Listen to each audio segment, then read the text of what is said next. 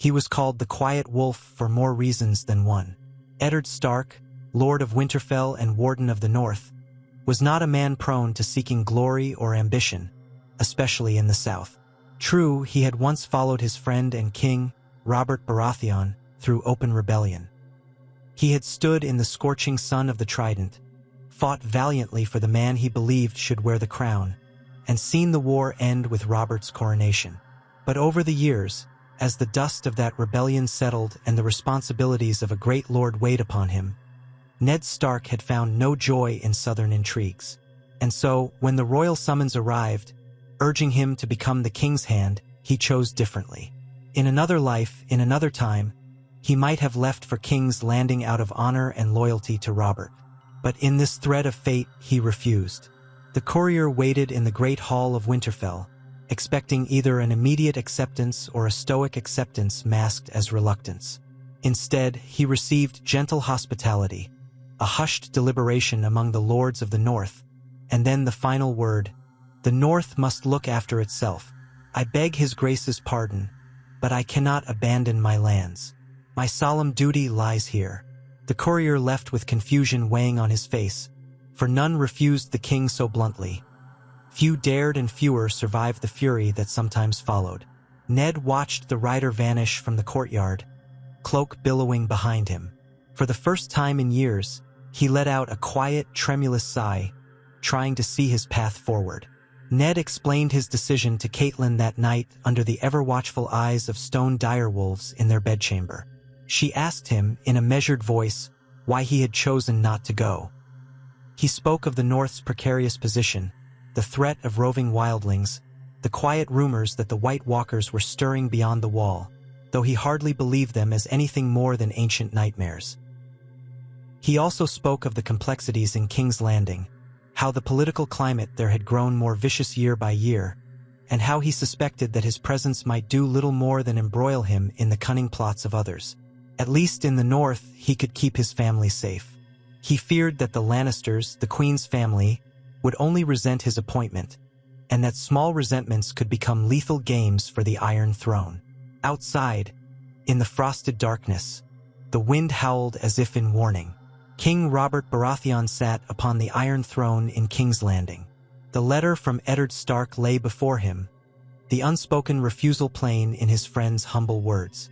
A part of Robert wanted to rage, to speak of treason, to roar with the same furious force that had ended Rhaegar Targaryen's life on the banks of the Trident. But the memory of that war, and the memory of all that Ned had done, stayed his anger. He rubbed a hand over his beard, once a proud black but now streaked with gray, and let out a thunderous sigh.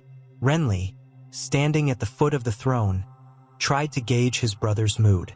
Cersei Lannister, the Queen, cast a cool, measuring glance his way, but she kept her silence. Uncertainty hung in the air like a sword suspended by a thread. Robert missed the old days, when the realm felt simpler, when Ned's unwavering moral compass could guide him away from folly. He disliked the idea of his friend's refusal, yet he lacked the will to punish him. Instead, he compromised. He turned to Jon Arryn, the aging hand who had been trying to retire from that cumbersome office for some time, and demanded one more year of service, just until he could name another suitable replacement. Jon Arryn bowed and said nothing. A single year might have been nothing to a younger man, but Jon's health was beginning to fail. Already, he felt the creeping rot of some unseen ailment. But he was an Arryn of the Vale, and his sense of duty ran high. He would remain at the king's side until Robert found a new hand. He did not know that this choice would alter the fates of all the Seven Kingdoms. North of the Neck, Ned found a semblance of peace. He turned his energy to the daily governance of the North. He met with his bannermen, ensuring alliances held strong. He visited distant keeps, forging personal bonds that might prove vital if winter came soon. He took great care with his children's education.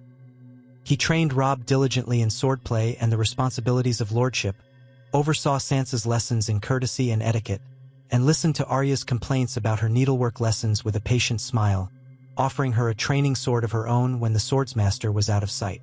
Young Bran followed him, eyes alight with wonder at everything from the ravens in the rookery to the ancient crypts beneath Winterfell. Rickon was still too young to grasp the gravity of these times, and that youthful obliviousness brought Ned the tiniest solace. Still, his mind often strayed to the south. He doubted Robert would linger in anger. He knew his friend's nature, but Catelyn worried that the Queen's family, the Lannisters, might consider it an insult that the Starks had refused such a great honor. Ned tried to reassure her, though he could not quell all his own doubts. Yet, as summer ripened in the north, rumors of tensions simmering at court were distant echoes, muffled by thick castle walls and the wind in the weirwood trees. While the realm's burdens weighed on Robert, Ned allowed himself to be consumed by immediate concerns. Winter stores, the maintenance of the Night's Watch, skirmishes with wildlings, and the uncertain movements of the Ironborn under Balon Greyjoy. The North had too many troubles of its own. Far across the sea, news of an unstable regency in King's Landing reached magisters and spymasters in Pentos and Bravos. Viserys Targaryen, the Beggar King, took the rumors as a sign of weakness. His sister, Daenerys, stood quietly by his side, eyes cast downward, hands clasped as her brother ranted. She was just beginning to understand that her brother's aims were more ambition than wisdom, but she had yet to find her voice. The idea of crossing the narrow sea to reclaim the Iron Throne had always seemed impossible, but Viserys believed that if Robert's rule grew precarious, if the Baratheon king was losing the support of powerful lords, then perhaps the Targaryen cause might find new allies. But with Ned Stark still in the north, unfettered by the complexities and bloodshed of southern politics, there was one fewer foe to threaten them. Viserys believed that if the Starks were not fully behind the Iron Throne's occupant, they might remain neutral, or at least not present a formidable barrier. Perhaps, he told himself, this was an omen of destiny. In King's Landing, Jon Arryn, old and weary, struggled to keep watch over a court filled with vices and secrets. The Lannisters had grown more emboldened. Tywin Lannister remained in the western stronghold of Casterly Rock, carefully observing whether the crown's need for gold would increase his family's leverage. Jaime Lannister, now a member of the Kingsguard, stayed close to the king, though his eyes often followed his sister's every movement. Cersei, for her part, spent many hours trying to charm Robert with her beauty, but the king's inattention was legendary. That left her ever more suspicious, coiling her manipulations around every corner of the Red Keep. Jon Arryn sensed that something was amiss with the royal children. He saw differences in how Prince Joffrey, Princess Myrcella, and Prince Tommen behaved, even in how they looked. But he was an old falcon, sometimes seeing too many conspiracies where perhaps none existed. He confided in Maester Pycelle, who only gave him half-truths, and then he reached out to Ser Barristan Selmy, who listened with a quiet frown. Yet Jon Arryn never made the connection that would have been so painfully obvious to Ned Stark. The golden-haired royals were not truly Robert's. The old hand's exhaustion and mounting illness prevented him from pursuing that line of suspicion with any vigor. He grew weaker by the day, though he refused to step down so long as Robert lacked a suitable replacement. His illness drew little sympathy from the Queen. She offered politeness in public but quietly ensured that Pycelle's treatments would do little to aid the ailing man. If Jon Arryn died, she reasoned, perhaps her father Tywin would push to have Jaimie, or some other Lannister ally, become hand.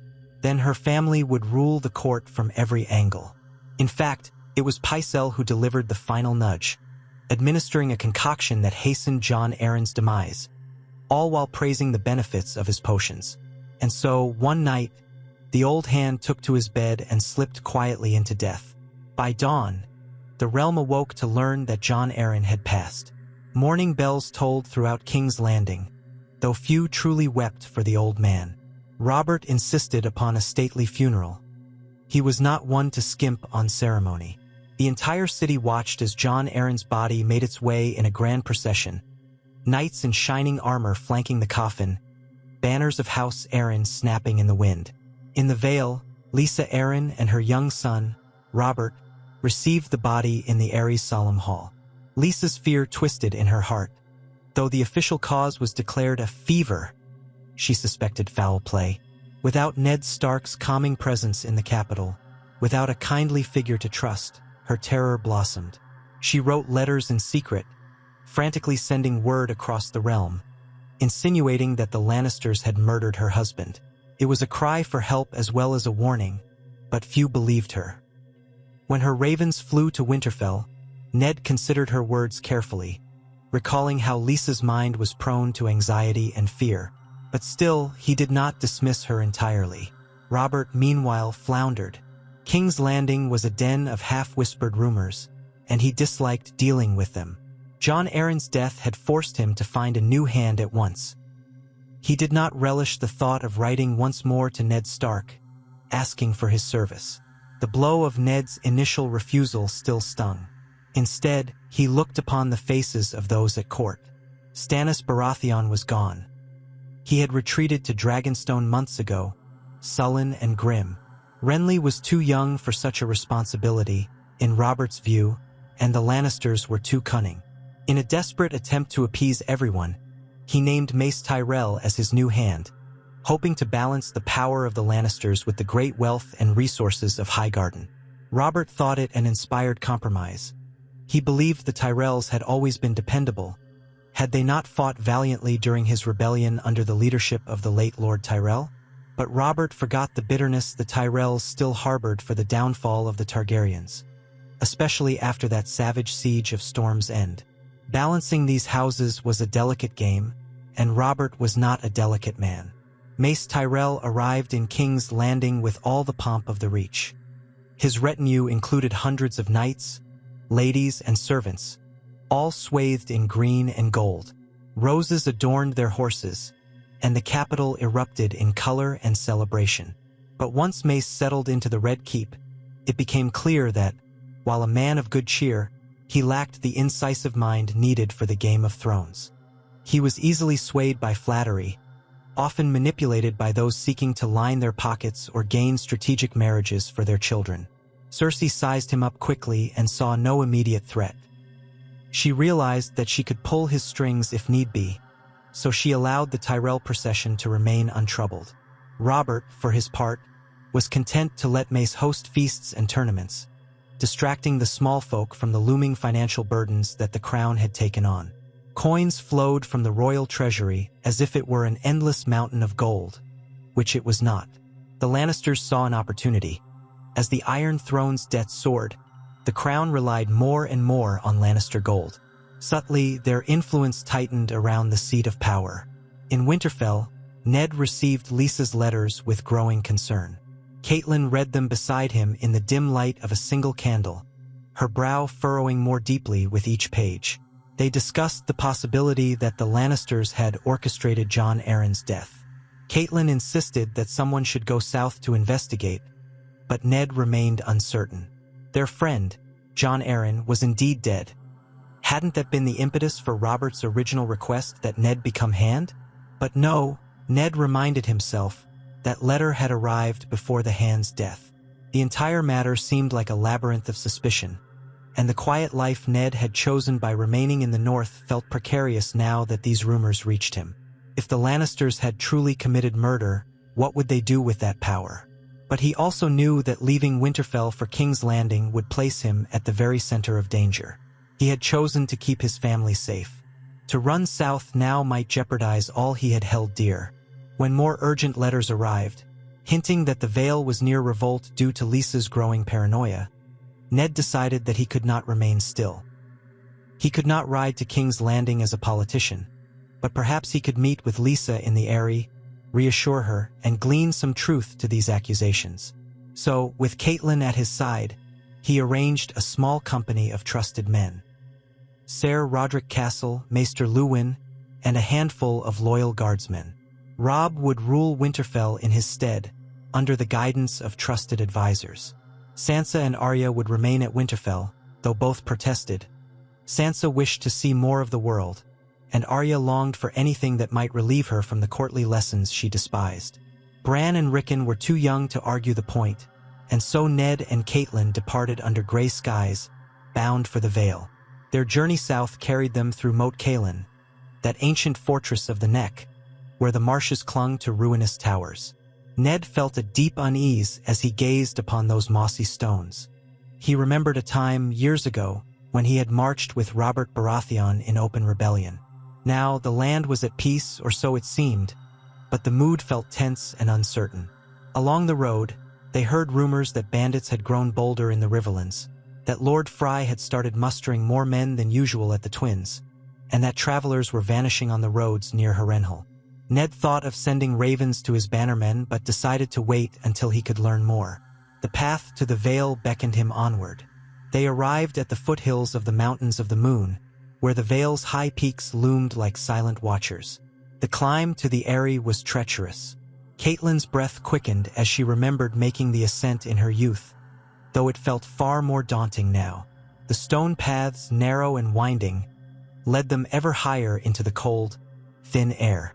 By the time they reached the gates of the Moon, the lower castle, their party was exhausted. However, they pressed on, continuing up the precarious mountain trails, pausing at Skye to rest, then climbing the final stretch until the Eyrie, pale and tall, gleamed against the clouds. Lysa Arryn received them in the high hall, where the giant weirwood throne stood near the moon door, that terrifying drop into open air. She looked thinner, paler, and her eyes flicked nervously at any shadow. Young Robert Arryn, small and sickly, clung to his mother. Lysa greeted them with hurried kisses and ushered them into a private solar. There, her composure fell away, and she burst into sobs. Ned took her hand, struggling to comfort her. He had never been adept at soothing tears, but he tried. She spilled out her fears. She was certain that the Lannisters had killed Jon Arryn. He had been investigating something about the lineage of the royal children, questioning the truth of their parentage. Lysa insisted that her husband had discovered a grave secret but died before he could make it known. "Ned," she whispered. "He was murdered for what he knew. He suspected that Joffrey and the rest are not truly Robert's children." Ned felt his heart pound. Those words were not what he'd expected. Catelyn covered her mouth in quiet shock. Ned recalled that Robert had once asked him about the difference between Baratheon black hair and Lannister gold, a passing remark made during the war. But he had never thought to question the heritage of the royal children. If it were true, then Robert's heirs were Lannisters in truth, the product of incest or adultery. The implication was enormous. It would delegitimize Joffrey's claim to the throne. It might plunge the realm into chaos. And in that chaos, the Lannisters would not yield quietly. Lysa demanded that Ned call the banners, that he lead the North and the Vale against the Lannisters before they could do more damage. Ned, ever cautious, reminded Lysa that he had no definitive proof. Starting a war on the basis of rumor would be disastrous. And was Robert even aware of these rumors? Lysa's tears continued, and she insisted that time was of the essence. "You must do something, Ned," she pleaded, her fingers trembling around her wine cup. "They will come for me next if they learn I shared Jon's suspicions. My son is not safe." Ned felt torn between loyalty to his friend, the king, and loyalty to the truth that he suspected might be lurking just beyond the edges of what he could prove. He decided, at last, to write to Robert to share what he had learned, but carefully and not naming Lysa as the source. He would urge Robert to look into the matter himself, to use his own eyes. Though Ned's letter would not carry the same force as if he were physically in King's Landing, at least it was a start. He tried to calm Lysa and set her mind at ease, promising that if the Lannisters did indeed scheme against her, the North would not abandon her. Soothed, if only briefly, Lysa relented, letting Ned and Catelyn stay in the Eyrie for a time, welcomed as kin and guests. In King's Landing, Mace Tyrell, ignorant of these undercurrents, reveled in hosting elaborate feasts. The court was abuzz with rumors of the wealth the Reach brought. Queen Cersei watched him with growing contempt, thinking him a buffoon. But she was relieved that he showed no interest in prying into the royal children's parentage or the details of the old hand's death. If anything, Mace was content to bask in new honors and prestige, letting real power slip through his fingers. Meanwhile, Littlefinger, Peter Baelish, observed from the shadows, quietly weaving his own web of alliances, coin, and secrets. He knew about Jon Arryn's suspicions. He had even encouraged them in small ways. Now that the old hand was gone, Baelish set his sights on shaping the chaos to his advantage. But without Ned Stark at court, without the honorable Northman wandering into his clutches, Littlefinger had to adapt his plans. He focused on forging a new alliance with Lysa, whom he had known in his youth. He sent her letters filled with sweet words and half-truths, seeking to keep her close. He guessed that she might grow paranoid and do something rash, so he planned to ensure that, if she acted, he could take advantage of the resulting turmoil. Meanwhile, Varys the Spider dealt his own brand of secrets. Varys had no great love for the Lannisters, but he valued the stability of the realm. He let certain bits of information slip to certain ears, always careful to shape events so that no single faction would dominate. He had once believed that Ned Stark's presence in the capital could be a stabilizing influence, but with Ned absent, the game became more. Months passed, and Ned's letter finally reached King Robert Baratheon. Robert, after sharing a night of too much wine, had the letter read to him by Maester Pycelle. He listened, brow furrowing, as the letter hinted tactfully at a troubling concern about the legitimacy of his children. Ned's words were phrased in caution. "My king, it grieves me to raise doubts, but I beg you to look closely into matters of inheritance in your own bloodline." Robert, half-drunken, could not grasp the meaning at first. When he did, the letter fell from his hands as if it were a scorpion. Rage built in his chest, but so did a deep, nauseating fear. The idea that Joffrey might not be his son, that all this time he had been fathering a brood that was not truly his, horrified him. Yet he was uncertain whom to trust. He could not confront Cersei openly without proof. And if he did, the entire realm might slip into war. Even so, his nature was not one of subtlety.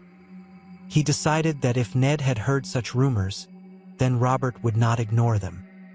He began quietly watching Joffrey, speaking to him, searching for any sign that the boy might betray a hidden lineage. Joffrey's golden hair was an obvious mark of House Lannister, but Robert had always chalked that up to a simple quirk of inheritance. After all, his own grandmother had been a Florent of the Reach, and he had assumed that perhaps the Lannisters' fair coloring had overwhelmed his own darker traits. But now that doubt sprouted like a poison seed. He remembered his bastards, those children fathered on tavern wenches and camp followers during his younger years. All of them had had black hair or some semblance of it. Why would his trueborn son not bear any of that? As days turned to weeks, Robert's suspicion made him curt and cold. Cersei noticed his change in behavior, and the flicker in her green eyes revealed her own mounting alarm. If Robert pursued the truth and found it, she would have to act swiftly. She went to Pycelle, demanding to know if any letters had arrived from Ned Stark. Pycelle, who sought to placate both the Queen and the King, vacillated, but eventually spilled the truth. A raven had come from the Eyrie, from Lord Stark, and it had contained a message that upset the King greatly. Cersei cursed Pycelle's weakness and decided that she needed to stoke Robert's anger elsewhere, redirect him away from this inquiry. She turned to Jaimie, confiding that their secret might be in danger. Jaimie assured her that if they had to, they would kill Robert. He cared little for the notion of murdering a drunken oaf, but Cersei knew that to kill the king outright would trigger a crisis, possibly war. They needed a plan that would shift blame away from them and ensure they could hold on to power. Perhaps, she thought, provoking a conflict with the North might serve as a distraction. But Ned Stark was too far away, too removed, to be entangled easily. Instead, she looked to the Vale.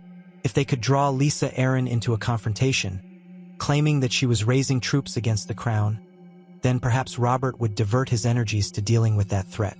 And if Robert marched to war, well, war had a way of eliminating problems. On the battlefield, accidents happened. Soldiers died. Even kings died. And in the midst of that chaos, the Lannisters might maneuver Joffrey onto the throne, sealing their power once and for all. Robert, meanwhile, agonized over the question of confronting Cersei. Doubt and heartbreak warred within him. He hated the idea that she might have betrayed him, but he also hated the possibility that he had never truly been a father to Joffrey. All those years, all that gold, all that love. What little of it he possessed for the boy, wasted on a lie? He drank more heavily, muttered curses under his breath, and confided in Barristan Selmy one night, while the old knight stood guard. Barristan listened silently, too honorable to offer anything but empathy. He suggested that the king speak directly to Eddard Stark if he wanted clarity, that Ned was the one man Robert could truly trust. But Robert only grumbled that Ned was far away, in the Vale, dealing with Lysa's hysteria. Perhaps Robert would indeed ride north to see him. Perhaps that would be best. But any plan of Robert's was cut short when word reached King's Landing that the Vale was arming itself. The rumor was carefully planted. Messages of thousands of knights readying for war in the Eyrie, of Lysa Arryn forging alliances with certain lords in the Riverlands, all under the excuse of protecting her son. The letters hammered home the claim that House Arryn blamed the Lannisters for Jon Arryn's death and was prepared to defy the Iron Throne. The rumor was an exaggeration. While Lysa had indeed strengthened her defenses, half of the ominous warnings originated from letters that never existed, conjured by Littlefinger's cunning pen. By the time these messages reached Robert, he believed the Vale was already on the brink of open rebellion. Spurred to action, Robert called his banners. He roared that if Lysa Arryn was challenging his authority, he would answer with steel. War drums echoed through the Red Keep. Cersei feigned alarm, urging caution, but inwardly she was triumphant.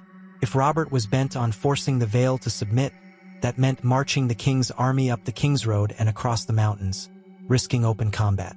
And in the thick of war, anything could happen.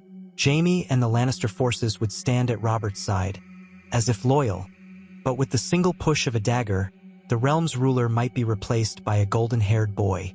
News of the king's muster reached Ned and Lysa not long after. Ned was furious. He had never intended any sort of rebellion. He confronted Lysa in the Ares Solar, demanding to know if she had solicited any southern lords to march against the crown. She swore she had not, but there was panic in her eyes. She admitted she had sought alliances, but purely defensive ones, in case the Lannisters came for her. "They killed my husband, Ned," she insisted. "They'll do the same to me and my son." Ned believed her fear but recognized that others might interpret her actions as sedition. He saw how a spark could turn into a wildfire of rumor. Now the king was riding north with an army, believing the Vale was in revolt. Catelyn pleaded with Ned to try diplomacy. "Ride to meet the king before blood is shed," she urged. "Remind him of your loyalty. Remind him that the Vale is his loyal vassal too." Ned agreed. He wrote a letter to Robert, explaining that the Vale was not in rebellion, that these rumors were false. But ravens could be intercepted, and Robert might not believe them if the Lannisters continued to sow misinformation. And so Ned made another choice. He and Catelyn would ride out, cross the mountains to the Bloody Gate, and attempt to intercept Robert's army on the road. Lysa, though terrified, agreed to let them pass. She did not wish for a war to descend upon her home. So Ned took a larger retinue this time, including knights of the Vale who hoped to avert bloodshed. As they descended the high passes, they found them still partly choked by late summer snow and rock slides. Progress was slow and at times dangerous. They lost 2 horses to a sudden avalanche of stones. One knight broke his arm when his mount slipped on a treacherous ledge. Each delay gave them time to wonder if war might already be in motion by the time they reached the foothills. Ned pressed on, refusing to give in to the difficulties of the road. Finally, they reached the green valleys below the mountains, where scattered villages dotted the rolling hills. It was there, on a wide meadow near the banks of a swift, cold river, that they encountered the first signs of the king's approach. Campfires flickered in the distance, forming a ring of orange light across the twilight horizon. War banners waved above tents. Soldiers in Baratheon livery tended to their horses, though Ned saw plenty of Lannister crimson among them as well. He took a deep breath, wondering if he was too late. He sent a rider under a flag of truce, announcing that Eddard Stark sought an audience with the king. The king's men met them warily. After hours of tense back and forth, Ned and Catelyn were escorted into the king's camp. There they found Robert in his royal pavilion, slumped in a great chair, glaring into a jug of wine as if it had personally insulted him. Cersei stood near the back, wearing a thin, poisonous smile. Jaime Lannister was also present, his hand resting on his sword's pommel. Mace Tyrell hovered uncertainly on the edge of the circle, looking out of place. The air was thick with apprehension. Robert glowered when he saw Ned, but there was also relief in his eyes. He demanded to know the truth. "Are the Arryns in rebellion?" he barked. "Is Lysa mad? Or is she truly calling banners against me?" Ned spoke calmly, explaining that Lysa believed Jon Arryn had been murdered by the Lannisters, but she had no intention of rebelling against the crown. "She is frightened, my king, nothing more," he said. "She seeks justice for her husband, yet we have no proof, only suspicion. You must see that war would only serve those who want the realm in chaos." Robert's face hardened. "And do you want war, Ned? Did you send me that damned letter about my own children to lure me into this madness?" The king's eyes flicked to Cersei, then back to Ned, anguish hidden behind his bluster. Ned felt the weight of that question. He met the king's gaze and said quietly, "I sent that letter because I feared for your safety and the realm's stability. If what Jon Arryn suspected is true, your throne is at risk, your life is at risk. But I did not intend for you to march with an army. I only wanted you to see the truth with your own eyes." Cersei stepped forward, her voice dripping with feigned outrage. "Lies and slander. You have always despised my family, Lord Stark. You refused to come as hand, and now you spread vile rumors to tear apart the royal family. Surely the king will not let this insult stand." She knew precisely what she was doing, painting Ned as the villain in front of everyone. The Lannister guards bristled, laying hands on their weapons. Mace Tyrell shifted uncomfortably, uncertain whose side to take. In that moment, tensions hovered at the edge of a blade. Robert raised a hand and demanded silence. He fixed Cersei with a penetrating stare. Something unspoken passed between them, years of resentment and bitterness, all the illusions of their marriage laid bare. He gave a short, mocking laugh. "We will see about these rumors in due time," he said. "First, let us settle the matter of this so-called rebellion. I will meet with Lysa Arryn personally, and if I find out that I have marched for nothing but rumor, heads will roll. If I find out she's truly raising arms against me, well, heads will roll as well. As for you, Ned, we will speak of these allegations once my mind is clear of battle lust." Ned understood that was all the concession he would get for now. He bowed and withdrew, praying that Robert would handle this with reason. Catelyn, standing at his side, squeezed his hand, relieved that no blood had been shed. But she sensed the coiled danger in the Lannister guards, in Cersei's glare, in the way Jaimie's eyes tracked Ned's every movement. The seeds for conflict were planted. Only time would tell whether they would flourish into war or wither away.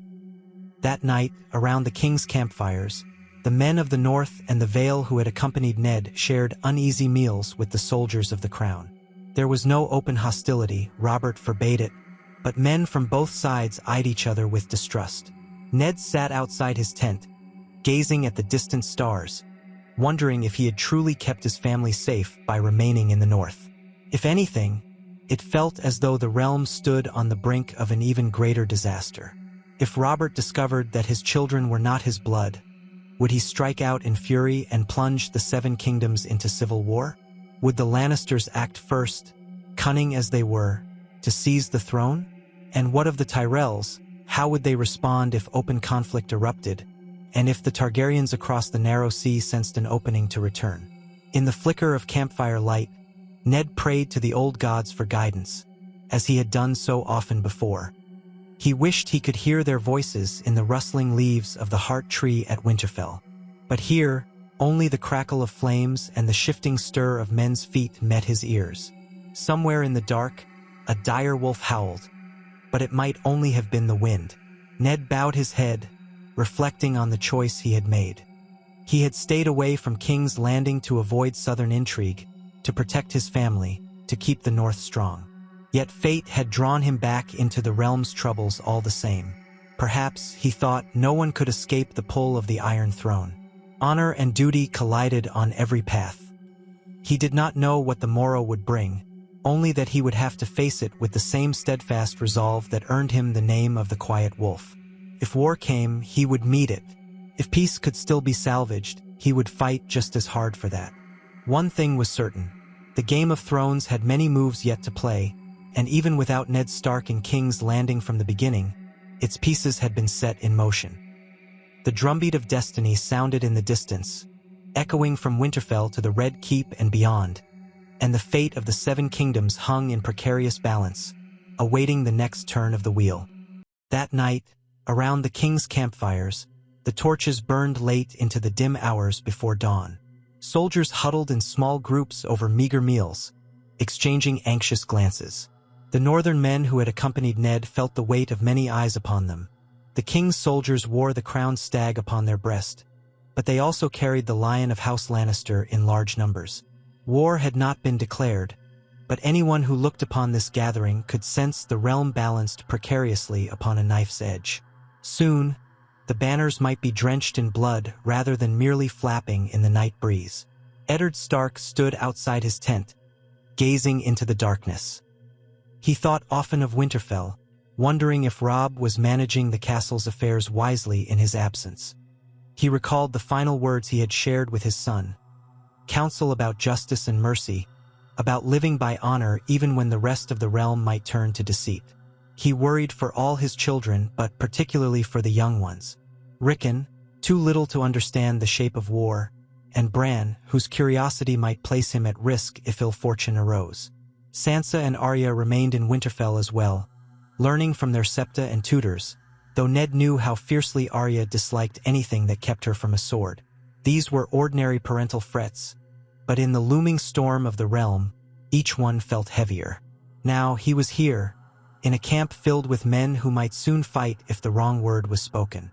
Catelyn dozed lightly inside the tent, wrapped in blankets against the chill. Despite the press of men and the heavy tang of iron and sweat beyond the tent's flaps, Ned felt a curious sense of isolation. In Winterfell, the cold presence of the old gods brought him some measure of comfort. Here, no heart tree stood to offer silent witness to his prayers. He exhaled a white puff in the crisp air and turned, noticing a figure approaching with lantern light in hand. Ser Barristan Selmy, clad in the white cloak of the Kingsguard, lifted the lantern as he neared. His silver hair caught the dim glow, highlighting the lines of age upon his face. Yet he moved with the grace of a knight who had lived a lifetime in armor. Bowing with courtesy, Ser Barristan gave a greeting. Ned inclined his head in return, offering the old knight the respect he was due.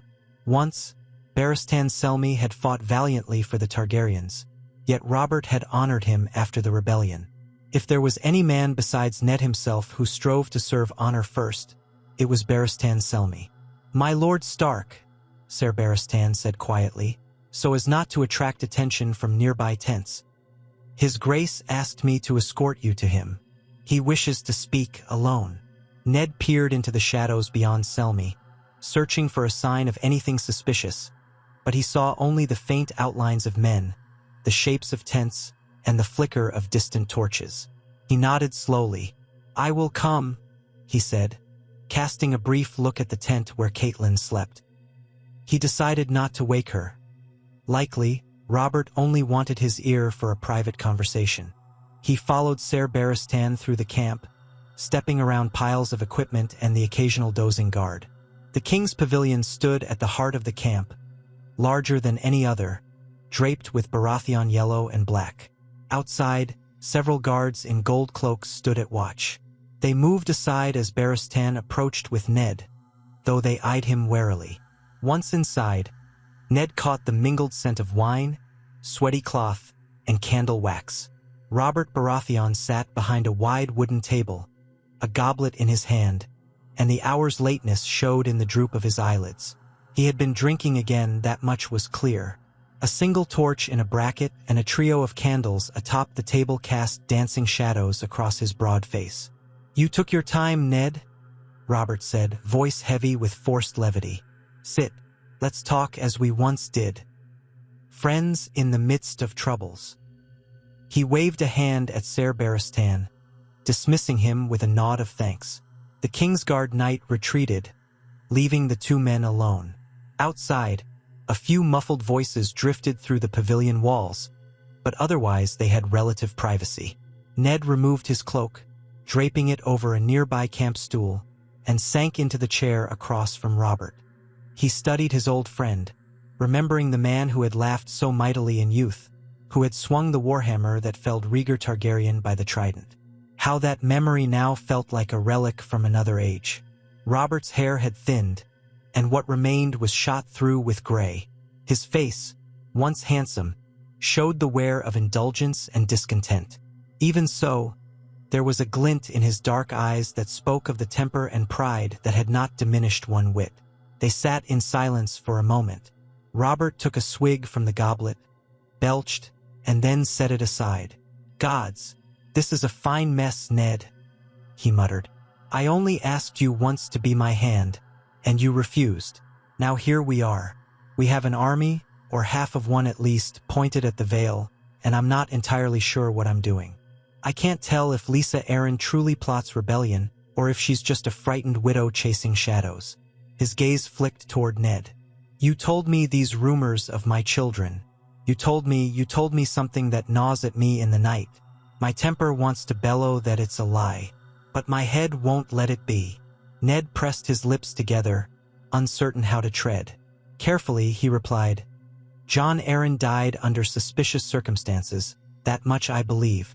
Lysa believes it was the Lannisters. She believes her husband uncovered a secret, that the children are not yours. I cannot say for certain whether it is true. I do know that from everything I've learned about Baratheon blood, it runs black of hair, generation after generation. So why not in Joffrey? Why not in Myrcella or Tommen?" Robert's fist hit the table with a jarring thump, causing the candles to tremble. Because they might not be mine. Is that what you're telling me? That my queen warmed someone else's bed? My own brother can't even stand her, so it's not him. The rumors name Jaimie. He practically spat the Kingsguard's name. Her own twin, so vile I can hardly speak it. Gods be good, Ned, if that's the truth. He trailed off, fury darkening his features. Ned steeled himself. "If it is the truth," he said gravely, "you must handle it wisely. Confronting them blindly could bring the realm to war. Perhaps that is what Cersei wants, to force your hand. Or perhaps she wants the truth to remain hidden, and so she'll do anything to keep it secret. I've seen enough bloodshed to know that one push in the wrong direction could plunge all the Seven Kingdoms into chaos." Robert grunted, pushing his goblet away. "It seems we are on that edge already. There are rumors that Lysa is raising armies. Now I have men, Lannister men among them, and Tyrell men, marching behind me to see if the Vale means to rebel. I'd laugh if it weren't so damned frustrating. The Tyrells and Lannisters in the same camp, a worthless thing if ever I saw one. And Mace Tyrell, my hand, he's as clueless as a newborn colt. I can't trust him to navigate these waters. Gods, Ned, I should have demanded you in that office. I should have forced you. This is the price I pay for letting you remain in the north." Ned did not speak. He recalled his reasons for refusing the handship, none of which had changed. The intrigues of the capital, the care of the north, the sense that his presence would only enmesh him in dangerous politics. Yet, the gods had a way of weaving fate around a man's ankles, binding him to conflicts he strove to avoid. Here he was, in the midst of it, with an army camped around him and an old friend half-crazed by suspicion. After a time, Robert leaned back in his chair. "Tomorrow," he said, "I will ride out with you and a small retinue toward the Bloody Gate, that damned fortress that bars the way up to the Eyrie. We'll meet Lysa's men. If she means to defy me, I want to see it with my own eyes before I unleash the rest of this host. Are you with me? Will you speak on her behalf, if she's merely trembling at shadows?" Ned gave a curt nod. "Yes, I promised her I would try to avert bloodshed. She wants no war, Robert. She only wants the men who killed her husband brought to justice, if indeed there was murder." Robert's lip curled. "We'll see. But if Lysa or any of her knights lay a hand on me, I won't hesitate, Ned. I'll call the banners for real. and the Vale will burn. I'd rather avoid that fate, but I'll not be trifled with." His tone brooked no disagreement. Ned understood. Though Robert had mellowed in some ways, he was still a man who had ended the Targaryen dynasty with hammer blows. The might of House Arryn would pale if the entire realm rose against it. They fell silent, the weight of the conversation draining them both. Finally, Robert waved his hand dismissively. "Go get some rest if you can. Tomorrow will be a long day." Ned stood, bowed briefly, and left the pavilion. He found Barristan Selmy outside, who guided him back through the camp. When he reached his tent, he crawled inside as quietly as he could, laying himself beside Catelyn. She stirred but did not wake. He closed his eyes, uncertain if sleep would come. Dawn broke in a pale wash across the hills. Horns sounded in the king's encampment, summoning men to gather arms and raise tents. Breakfast was a hurried affair, bread and salted meat washed down with watered wine. Ned readied himself, assisting Catelyn onto her mare. She insisted on riding with him. Though it might be unorthodox for a lady to ride into a potential confrontation, she would not cower in the background. Ned's retinue from Winterfell, along with several Vale knights who had joined him in the Eyrie, formed a modest column behind them. At the head of the royal host, Robert himself rode with Jaime Lannister, Mace Tyrell, and a few banner knights, accompanied by Lannister outriders. They set out across the rolling countryside toward the narrow pass that led to the Mountains of the Moon.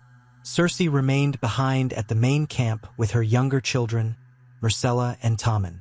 Joffrey was nowhere to be seen. Ned guessed the boy's presence might only inflame tensions, given the rumors swirling about his parentage. The autumn sun shone weakly, but it was enough to glint off the polished armor of knights and reflect from Robert's golden crown, which he wore over a thick band of hammered metal. Though they rode beneath the banners of House Baratheon, the gold lion of Lannister and the green of Tyrell also punctuated the column. The ground thundered with the sound of horses. Despite the pleasant scenery, tall grasses, stands of trees turning fiery red, no one mistook this for a peaceful ride. Anxiety crackled in the air. Eyes constantly scanned for signs of an ambush, and hands lingered too close to sword hilts. The road narrowed as they approached the bloody gate, where rocky outcrops thrust upward like jagged teeth. Here, a fortress of stone spanned the pass, manned by archers and guards in the colors of House Royce, House Waynwood, and other loyal Vale lords. Robert called a halt, raising a hand. The men behind him drew rein, forming a bristling mass of steel and horses. Ned glanced at Catelyn, exchanging a firm look. He pressed his horse forward, drawing up alongside the king. Directly ahead lay the formidable gate, a portcullis closed. Men in the Vale's sigils stood watching from the battlements. One of them, presumably a knight or commander, stepped forward and hailed the king from above. "Who approaches the bloody gate?" the knight demanded. His voice carried, echoing against the stone walls. "State your name and your purpose." "I am Robert of the House Baratheon," the king boomed. "Open your gates for your king, unless you mean to make war on the Iron Throne." Pause stretched on. The Vale Knight glanced at his fellows, exchanging murmurs. Then his voice rang out again. "We beg your pardon, your grace, but the Lady Regent of the Vale, Lysa Arryn, has forbidden entry to large forces. We are instructed to allow only a small party within. We must look to the safety of Lady Arryn and her son." A growl rose in Robert's throat, but Ned lifted a hand to intercede. "Grant us leave for a parley. Let me pass, along with the king and a handful of others. We come in peace to speak with Lady Arryn." He drew his cloak aside, revealing the direwolf sigil upon his doublet. "You know me. I am Eddard Stark, Warden of the North, and foster brother to Lady Lysa's late husband." From above came a thoughtful silence. Finally, the knight relented. "You will be allowed in, Lord Stark, if you give your word that no harm shall come to the Lady of the Eyrie, the king and 5 men besides. Leave your army at the gate. Any sign of treachery, and our archers will fill you with arrows." It was no idle threat. The vantage from those walls made attacking them near impossible without suffering brutal losses. Robert bristled at the notion of being told what to do by a mere gate captain, but he could not ignore the tactical reality. He glanced back at Jaime Lannister and Mace Tyrell. "The two of you stay here. Keep the men in line." Jaime opened his mouth as if to protest, but Robert's glare shut him up. "Ser Barristan, you shall ride with me. Ned as well, of course. Lord Jon Royce, are you here? I see your standard." A tall, broad-shouldered knight with a thick mustache rode forward, also part of Robert's retinue. "You come as well, Royce, and I'll bring a couple of my own sworn swords to watch my back." Ned bowed his head. He turned to Catelyn, who looked at him with concern. She parted her lips to protest staying behind, but he placed a gentle hand on hers. "Better you remain out here," he said, voice low. "Robert is treading on uncertain ground. If something goes awry, I want you safe. Keep watch with our men. Gather them if we must withdraw, or if the worst happens." He did not have to say more. The lines around his eyes spoke volumes. Reluctantly, Catelyn nodded. "I will do as you ask, but the gods keep you, Ned. Remember that Lysa is frightened, not cunning. Try reason first." Ned pressed her hand in silent understanding. Then he wheeled his horse about to join Robert. In short order, the king and his chosen few approached the bloody gate. The massive portcullis groaned as it was lifted, just enough to permit a handful of riders through. An honor guard of Vale knights formed, escorting them along the winding path beyond. The mountains loomed closer, their slopes sheer and rugged. Crisp air whistled past, carrying the faint shrieks of hawks hunting in the crags. As they rode, Ned kept an eye on Robert's mood. The king was outwardly calm, but his lips remained pressed thin. Barristan Selmy, always alert, rode on Robert's other side, scanning the cliffs for threats. Jon Royce, known for his stony temperament, guided them with some familiarity of the Vale's defenses. After several miles of steep ascent, they reached another gatehouse, manned by more Vale men. This time, the gates swung open promptly, revealing a plateau where more of Lady Arryn's soldiers waited. Lysa Arryn herself did not appear outside. A cluster of riders, led by Ser Vardys Egen, approached. The knight dipped his head respectfully to Robert. "Your Grace, my lady asks that you join her in the lower halls of the Eyrie, at the gates of the moon, to speak in safety. She begs your pardon for not greeting you personally." His tone was cool, though not openly hostile. Robert snorted. "She can beg all she likes. I'm here to speak, not to play her games." Nonetheless, he urged his horse forward, following Ser Vardys. They descended a short distance to the gates of the moon, the lower stronghold at the base of the Eyrie's towering cliff. That fortress overlooked a wide courtyard and a series of outbuildings. Guards lined the walls. The mountainous path leading higher to the famous sky and eventually to the Eyrie itself was visible behind them, winding precariously up sheer slopes. Upon reaching the courtyard, they dismounted. Stable hands rushed forward to take their horses. Ned surveyed the fortress. He recalled being here once when Catelyn's sister first married Jon Arryn. Felt like a different life. Then, the gates had been opened to welcome them for a wedding feast. Now, the tension pressed against every stone. The Vale's men watched from balconies, crossbows and spears at the ready. They were guided inside, through echoing corridors of pale stone, until they reached a grand hall. There, upon a dais at the far end, stood Lysa Arryn with her young son, Robert Arryn, clutching her hand. The boy's eyes darted nervously, and he nestled close to his mother. Lysa wore a gown of deep blue, her house color, trimmed in silver. She tried to stand tall, but her shoulders trembled slightly, betraying her unease. A scattering of Vale lords and ladies hovered behind her.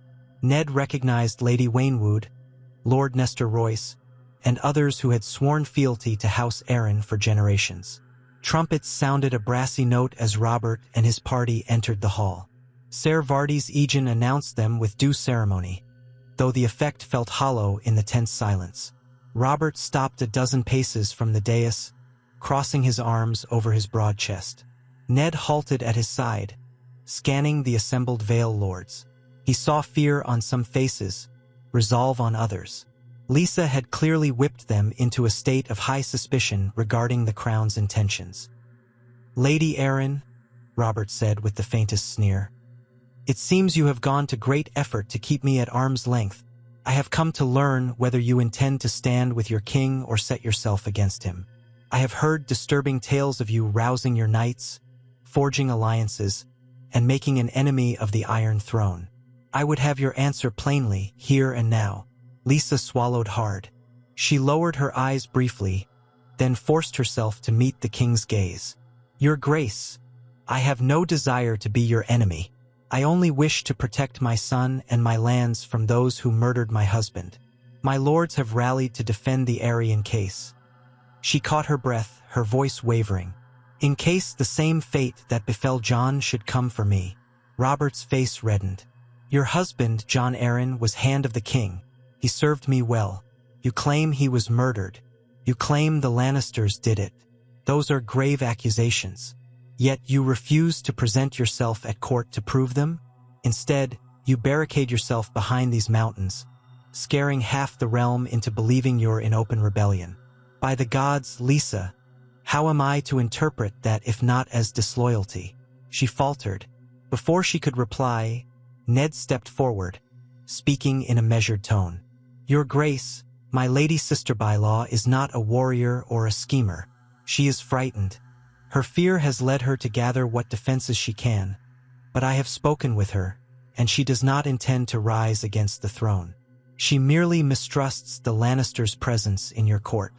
If the Lannisters are guilty of her husband's murder, as she suspects, she fears she would be next, or her son would be endangered." A hush fell. The mention of Lannister guilt caused some of the Vale lords to grip their sword belts more tightly.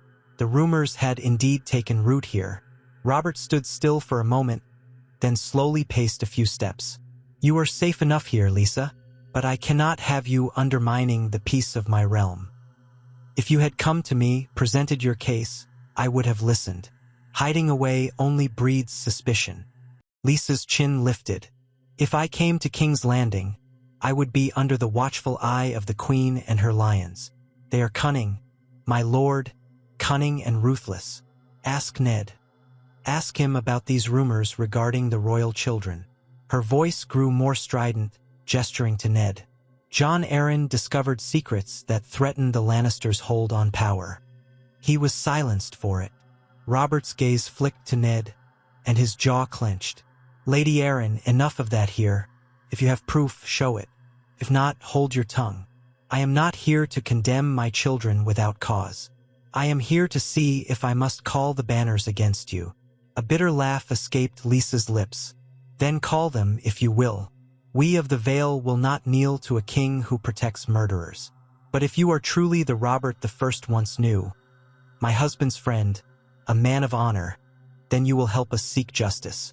Prove the Lannisters' guilt, avenge Jon Arryn, and you will have my fealty, as always." The hall erupted into mutters. Ser Barristan Selmy bristled. Ned could almost feel the tension pouring off the old knight. King Robert let out a bark of laughter, though there was no mirth in it. "Are you giving me commands now, woman?" he growled. "By the gods, the arrogance." But he forced his tone steady. "So, you claim you will remain loyal to the throne if I prove the Lannisters killed your husband. And if I fail to prove it, or if they're innocent, what then?" Her lips thinned. "Then I will withdraw from this game. I will not stand by while those who took Jon's life walk free. But if it is proven beyond doubt that the Lannisters are innocent, I will yield, for my son's sake."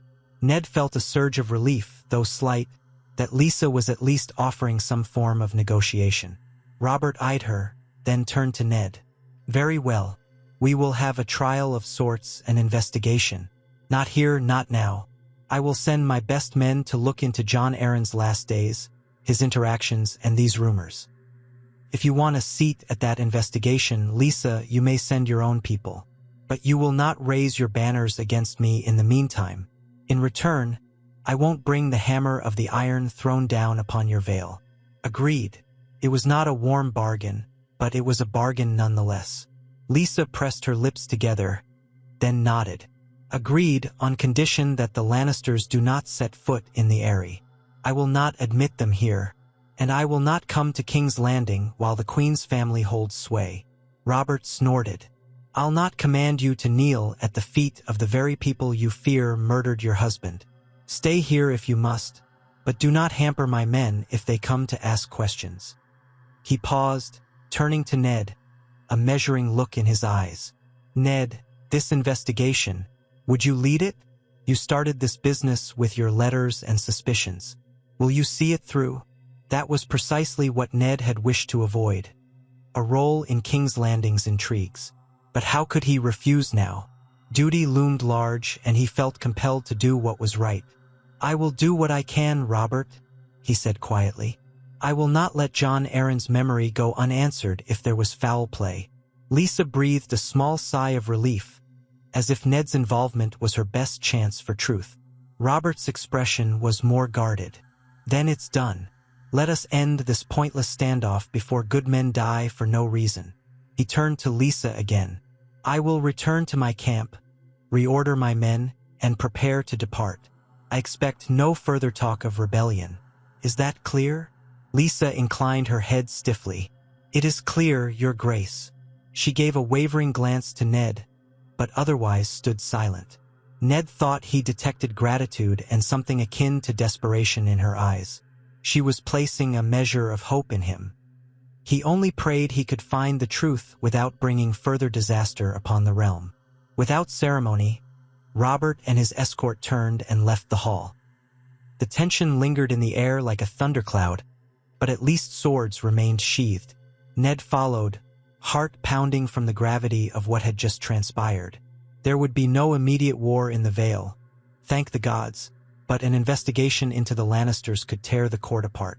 If the rumors proved false, Lysa would be humiliated, and tensions might shift again. If the rumors proved true, then Robert might face the greatest betrayal of his life, and the entire realm would face the reality that the Baratheon line had no true heir on the Iron Throne. They mounted their horses in silence, returning down the pass toward the Bloody Gate. Robert seemed lost in thought, staring straight ahead. Ser Barristan rode nearby, glancing occasionally at the king. Jon Royce remained impassive, as though the Vale's predicament weighed on him, but he would not show it in front of the southern men. Only the steady clop of hooves on stone broke the stillness. When they finally emerged from the pass, the portcullis rattled shut behind them. They saw the king's host arrayed in the fields, banners rippling in the midday breeze. Mace Tyrell and Jaimie Lannister were in the midst of a heated argument near the front lines. It took only a few moments for the king's return to still their dispute. The two parted, though Jaimie's glare lingered. Catelyn rode forward to meet Ned. Relief etched on her features when she saw that no blood had been spilled. King Robert gathered his principal lords for a brief council. The Vale is not in open rebellion, he declared. So gather your men and make ready to march for King's Landing. We'll depart on the morrow. Lady Arryn has agreed to let the Crown's appointed men investigate her accusations. There will be no war here, unless they break faith, in which case the penalty shall be swift. Mace Tyrell puffed out his chest. Of course, Your Grace, he said, as though it had all been his own plan. Jaimie Lannister offered no comment, only a thin smile that did not reach his eyes. Ned approached Robert quietly. I will do my duty in this investigation, but my family, he began, thinking of Winterfell and all he had left behind. Robert placed a hand on his shoulder, weariness evident. Bring them south if you must, Ned, or leave them in Winterfell, but I cannot handle this alone. I need men I trust, and I trust you above all others. I'll expect you in King's Landing to spearhead these inquiries. Don't make me beg again. A wave of resignation settled over Ned. He caught Catelyn's eye, saw the concern there. After all his attempts to stay away from the capital and its web of schemes, here he was, on the threshold of precisely what he had wanted to avoid. Yet how could he refuse a friend in need? How could he stand aside, knowing the realm might be ripped apart by scandal, murder, and potential war? He bowed his head. Then I will come, my king.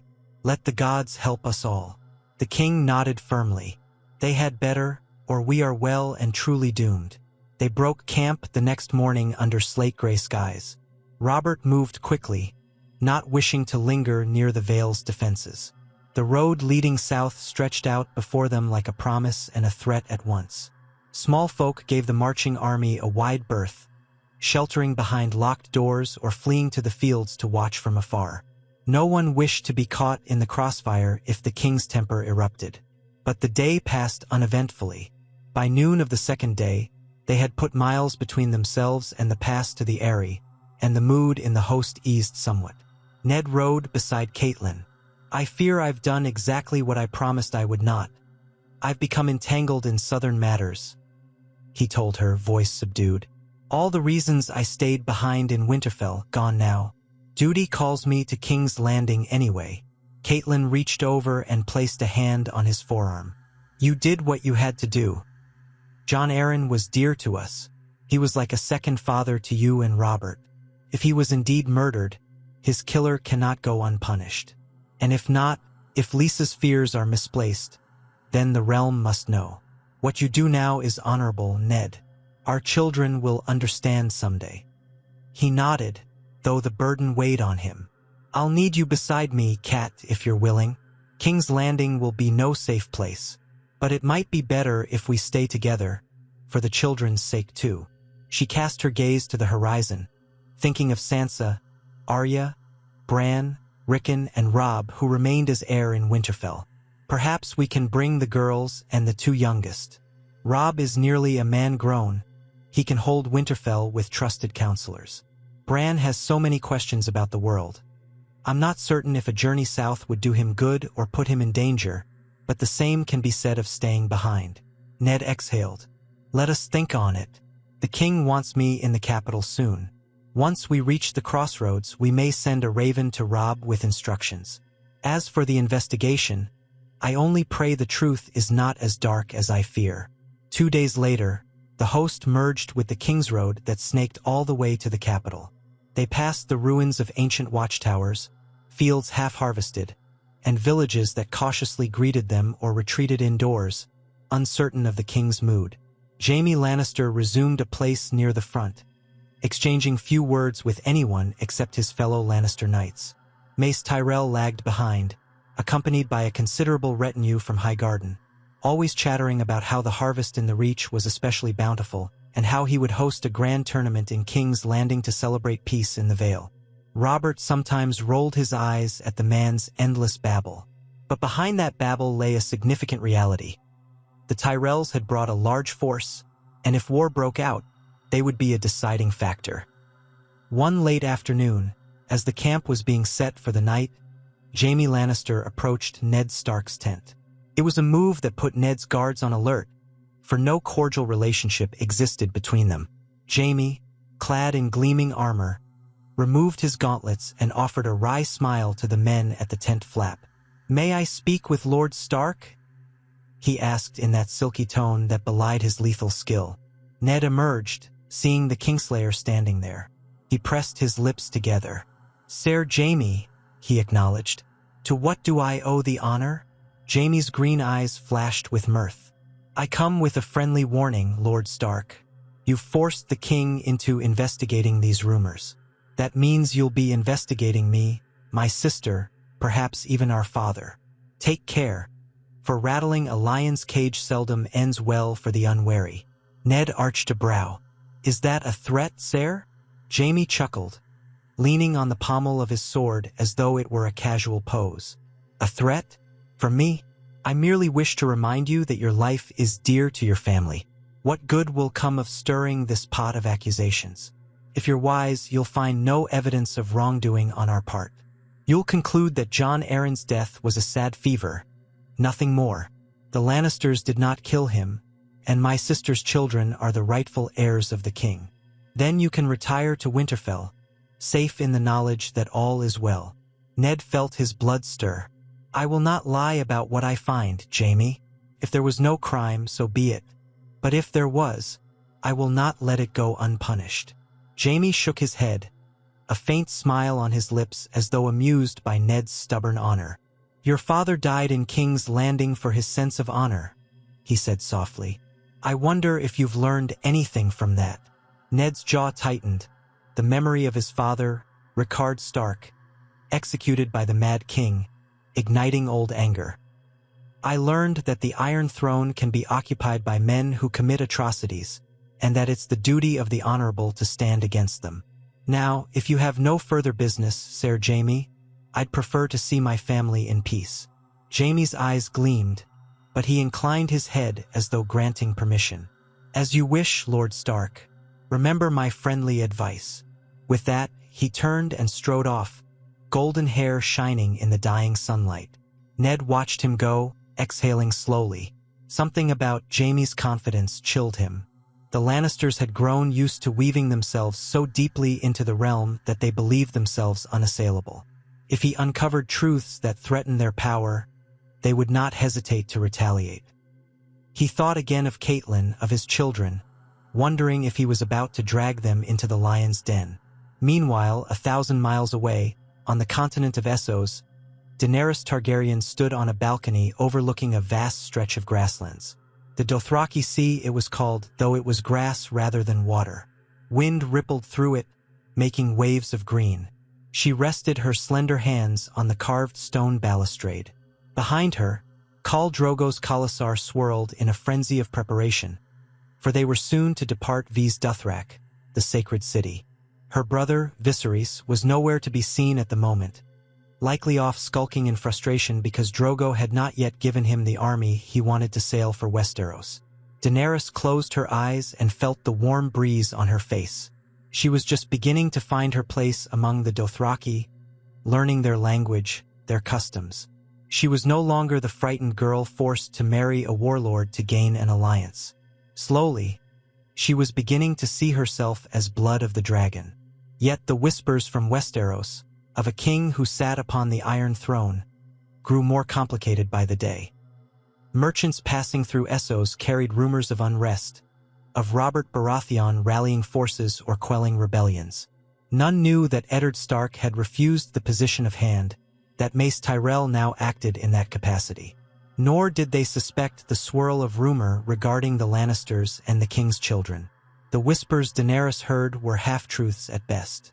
Still, one common theme she heard was that Robert's grip on the throne might be slipping. Viserys had seized on that notion, believing that the Targaryen restoration was at hand.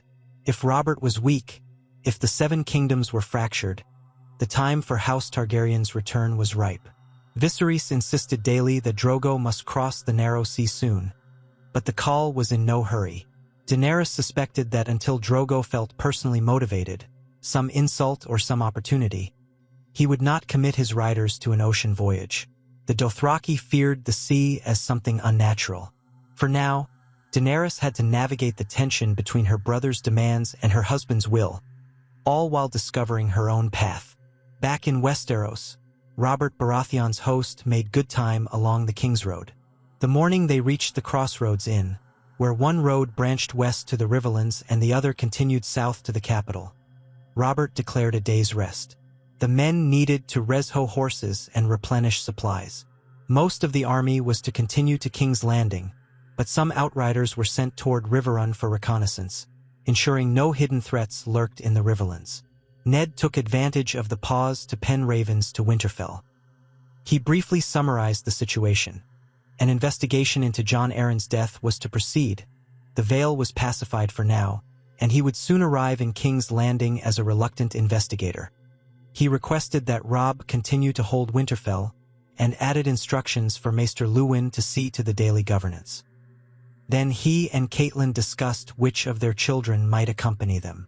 In the end, they decided to bring Sansa and Arya south, leaving Bran and Rickon in Winterfell with Robb. The girl's presence at court could be beneficial. Sansa, especially, might learn the graces needed if one day a marital alliance presented itself. Arya, though wild, should at least be near her parents, where Ned could keep a watchful eye on her rebellious streak. They would send word for them to make the journey as soon as feasible, escorted by a trusted guard. That decision weighed on Catelyn, for it meant dividing their family, but the realm's crisis demanded difficult choices. On the morning they departed from the crossroads, the air felt charged. Robert seemed impatient to return to King's Landing and reclaim some semblance of normalcy. His men had marched long, and though they remained loyal, the presence of so many Lannisters in the ranks made for uneasy alliances. Mace Tyrell continued to prattle about a grand tournament he wanted to host, hoping to curry favor with the king and overshadow any Lannister influence. Jaime Lannister and his retinue rode with regal poise, rarely deigning to speak with the Tyrell contingent. And Ned Stark, flanked by a small group of northern guards, maintained a somber quiet, sensing the approach of storms. Eventually, the row of hills parted to reveal the wide expanse of the Blackwater Rush. Far in the distance rose the walls of King's Landing, a vast sprawl of dusty red roofs within the city's perimeter. The Red Keep itself crowned a rocky promontory, overlooking the waters. Smoke from countless chimneys clung to the sky, and the stench of the city reached them even at a distance. Robert exhaled, a mixture of relief and apprehension. "Home again," he said, though the word carried little warmth.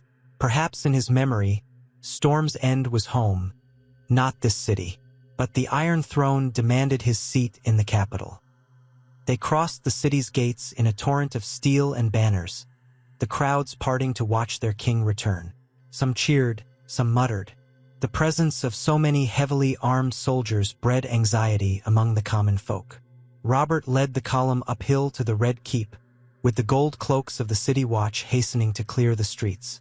Jaime Lannister took it upon himself to ensure the king's personal guard maintained order, while Mace Tyrell and his followers moved in a separate column, waving to bystanders in a show of goodwill.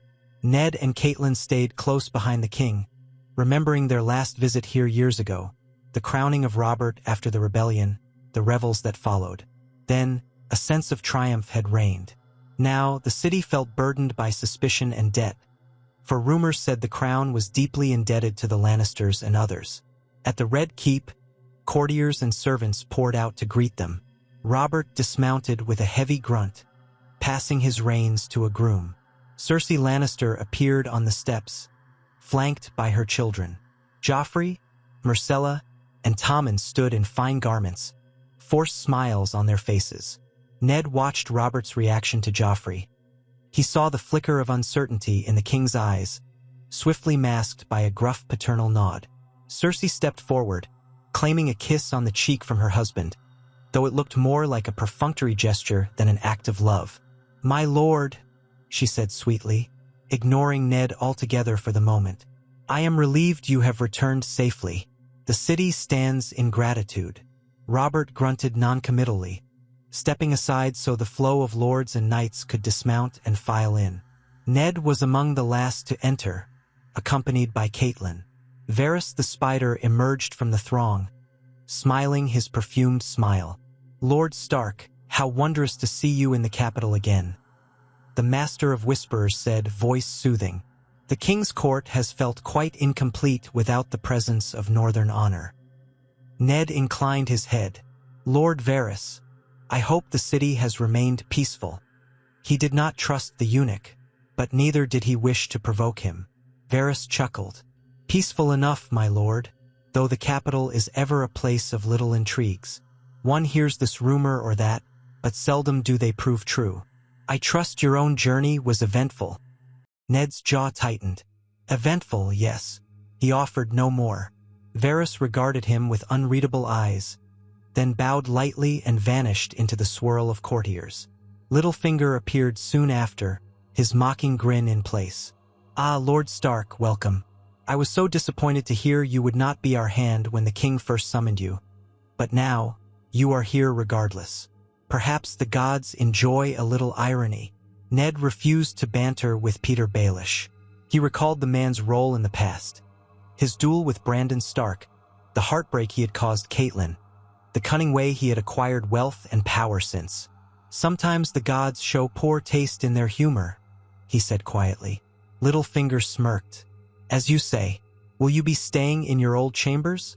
Or shall I arrange something larger? The royal steward can be persuaded to find quite comfortable quarters for you and Lady Catelyn." Ned felt a twinge at the memory of those old chambers, from the days after the rebellion. He turned to Cat, whose expression revealed equal discomfort. "We will see what the steward has prepared," Ned replied. "But yes, we'll be staying a while. The king has asked me to investigate certain matters." Littlefinger's eyes gleamed with curiosity. "Ah, matters, yes. I hear you are not one to love King's Landing's games. But if you require any counsel in navigating the capital, you need only ask. I keep my ear to the ground, so to speak. And the ground is quite talkative these days." Ned gave him a curt nod, and that was the end of their exchange. The swirl of arrivals continued, with Mace Tyrell greeting the Queen in an over-the-top display, proclaiming how the Tyrell men were honored to serve the crown. Robert stood by, half listening, looking more interested in a mug of ale. Jaime Lannister hovered near his sister, ever watchful of the king's mood. Finally, the official welcoming concluded, and the king led the lords inside the great hall of the Red Keep. Those who had accompanied Robert to the Vale scattered to their quarters or their tasks, leaving Ned and Catelyn with only a few loyal Northmen at their side. A royal steward guided them to the rooms prepared for them in the keep's eastern wing. The accommodations were more comfortable than Ned had expected, though the memories within these walls were uneasy ones, of the end of the rebellion, of the final throes of Targaryen power, of how swiftly alliances could change. Once alone, Ned let out a breath he had been holding. Catelyn set aside her traveling cloak and looked about. "It has been years since we were here last," she said quietly. "We must be cautious, Ned. This place is a pit of snakes, each coiled to strike." He nodded gravely, setting his sword belt on a table. "We must proceed with the investigation, find out what Jon Arryn learned.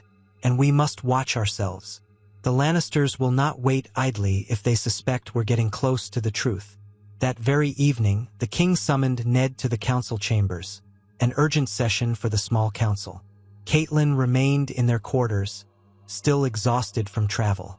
Ned, accompanied by 2 Northman guards, made his way through the corridors, passing tapestries of long-dead Targaryen kings. Gold cloaks stood sentinel at intervals, watchful. When he reached the council room, he found Robert seated at the head of a large table. Mace Tyrell was on one side, looking pompous. Varys and Littlefinger were there as well, along with Grand Maester Pycelle, dozing in his seat, and Renly Baratheon, the king's youngest brother, who had a seat on the council as Master of Laws. Robert gestured impatiently for Ned to sit. "We have pressing matters. Our coffers are dangerously low, thanks to some lavish expenditures. Mace here wants a grand tournament to celebrate." "What was it, Mace?" Mace Tyrell puffed up.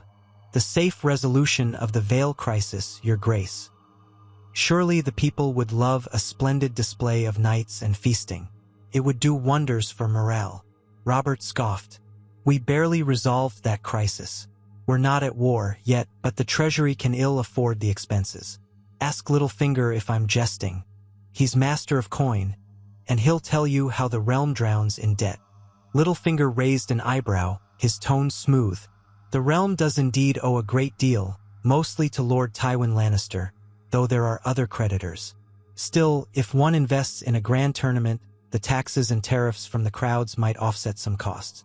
If done carefully, it could bring more coin into the city's coffers than it drains." Robert rolled his eyes. "You see, Ned, this is the nonsense I deal with. Meanwhile, we have more serious tasks, like the murder of my hand, if it was murder. So speak up, Ned. Will you investigate? How do you intend to start?" Ned paused, surveying the council. Mace Tyrell looked bored at the topic of murder. Varys watched him intently, Pycelle blinked awake, and Renly fiddled with a quill. "I need to retrace Lord Arryn's final days," Ned said. "Where he went, who he spoke to. I will need access to his papers, his servants, and I will likely question Maester Pycelle, for he treated Lord Arryn's illness. Also, I will require the cooperation of any relevant records, ledgers, or genealogies." Robert nodded. "Done. Whatever you need, take it. Except don't go making enemies blindly. We have enough already." He shot a glare at Mace Tyrell. "And what of this tournament? Shall I allow it or not?" Ned wanted nothing less than a grand festival in the midst of these tensions. Yet he recognized that politics might require some spectacle to keep the small folk appeased. He sighed. A modest tournament might not be the worst idea if it is truly modest. But if we overspend, it will only deepen our debts. Let Lord Tyrell foot part of the bill if he wants his spectacle so badly. Mace Tyrell gave an agreeable laugh. Highgarden would be delighted to sponsor certain aspects of the festivities, if that pleases your grace. Littlefinger looked amused, likely calculating how he could line his pockets during such an event. Robert let out a half snort, half laugh. Fine, do it, but mind the costs. He turned to Ned. Handle the rest as you will. Report back when you learn anything. Now, if there's nothing else urgent, I've had enough of these blasted councils for one day. The meeting ended as abruptly as it began. As the counselors dispersed, Ned noticed Renly Baratheon linger by the door. Robert left with Mace Tyrell in tow, discussing some detail of the tournament. Littlefinger drifted out, humming to himself. Varys bowed and excused himself. That left only Ned, Renly, and Pycelle, who soon shuffled off, leaving them alone. Renly approached Ned, folding his arms over his chest. Though he bore a resemblance to Robert in some features, his manner was softer, more refined. Lord Stark, Renly said quietly, I wonder if you've given thought to potential allies here. My brother is the king, yes, but he is not always mindful of political realities. Mace Tyrell wants to advance his family's influence. The Lannisters want to keep a stranglehold on the Iron Throne's coffers. You, I presume, want answers, and perhaps justice for Jon Arryn. Ned studied Renly's face. Yes, he replied, wary of the younger Baratheon's intentions. What do you propose? Renly's voice lowered. Merely that, if you have need of someone who sees the currents of power, who is not enthralled by Lannister gold nor Tyrell ambitions, you might speak with me. I hold no love for Cersei or her father, but I do not wish to see the realm torn apart. Jon Arryn was kind to me, and I would aid you if you find yourself cornered. Ned hesitated, aware that alliances could be as slippery as eels in King's Landing. But he also knew that having a Baratheon brother on his side might be beneficial, especially if the rumors about Joffrey's parentage were proven true. I'll keep that in mind, Lord Renly, he said. Thank you. Renly offered a polite bow. Be careful who you trust, Lord Stark. Even the walls here have ears. With that, he departed, leaving Ned alone in the council chamber, the flicker of torches casting uneasy shadows on the stone walls. So it began, Ned Stark's reluctant foray into the heart of the realm's intrigue. He recalled the direwolf motto, "Winter is coming," and understood that these southern lords might never fully grasp its meaning. They played at politics and secrets in a city where the warmth of summer lingered. But winter came for them all eventually, in one form or another. If he failed to unravel the truth, the Seven Kingdoms could be plunged into chaos, and the real threats, wildlings or worse beyond the wall, would catch them unprepared. That, above all, spurred him to proceed. He would find justice for Jon Arryn or die trying. Days turned into weeks. Ned began his inquiries, calling upon the late Lord Arryn's household staff, rummaging through old papers in the Tower of the Hand.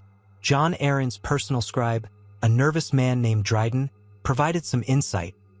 The former hand had been compiling notes on noble lineages, specifically focusing on hair color and other traits passed down through generations. Ned pored over these genealogies, seeing how House Baratheon children, for as long as the record stretched, had black or dark brown hair. He also discovered that House Lannister's famed golden locks rarely yielded to darker shades in any unions. The pattern was stark. Every time a Baratheon wed someone else, the child's hair was black, until Joffrey, Myrcella, and Tommen. Meanwhile, Ned visited Pycelle to learn about Jon Arryn's final illness. The Grand Maester recounted how Lord Arryn had complained of stomach pains, then a fever that worsened swiftly. Pycelle insisted it was natural, but Ned noted the old man's evasiveness, how he glossed over the details. Pycelle claimed he tried numerous remedies, none successful. He also mentioned that Lord Arryn's last words were about something called the seed, but he could not recall them clearly. that piqued Ned's curiosity. "The seed is strong," was the phrase Lysa had mentioned in her letters. He pressed Pycelle, but the maester merely shrugged, claiming old age dimmed his memory. When Ned left the maester's chambers, he spotted a glimpse of a small figure flitting away around a corner. Likely one of Varys's little birds, or perhaps another spy. The very walls had ears, indeed. Catelyn, for her part, settled into their quarters, but she felt uneasy in the Red Keep. She had daily correspondence with Winterfell, instructing Robb on certain management issues. She also awaited the arrival of Sansa and Arya, who were on their way south under guard.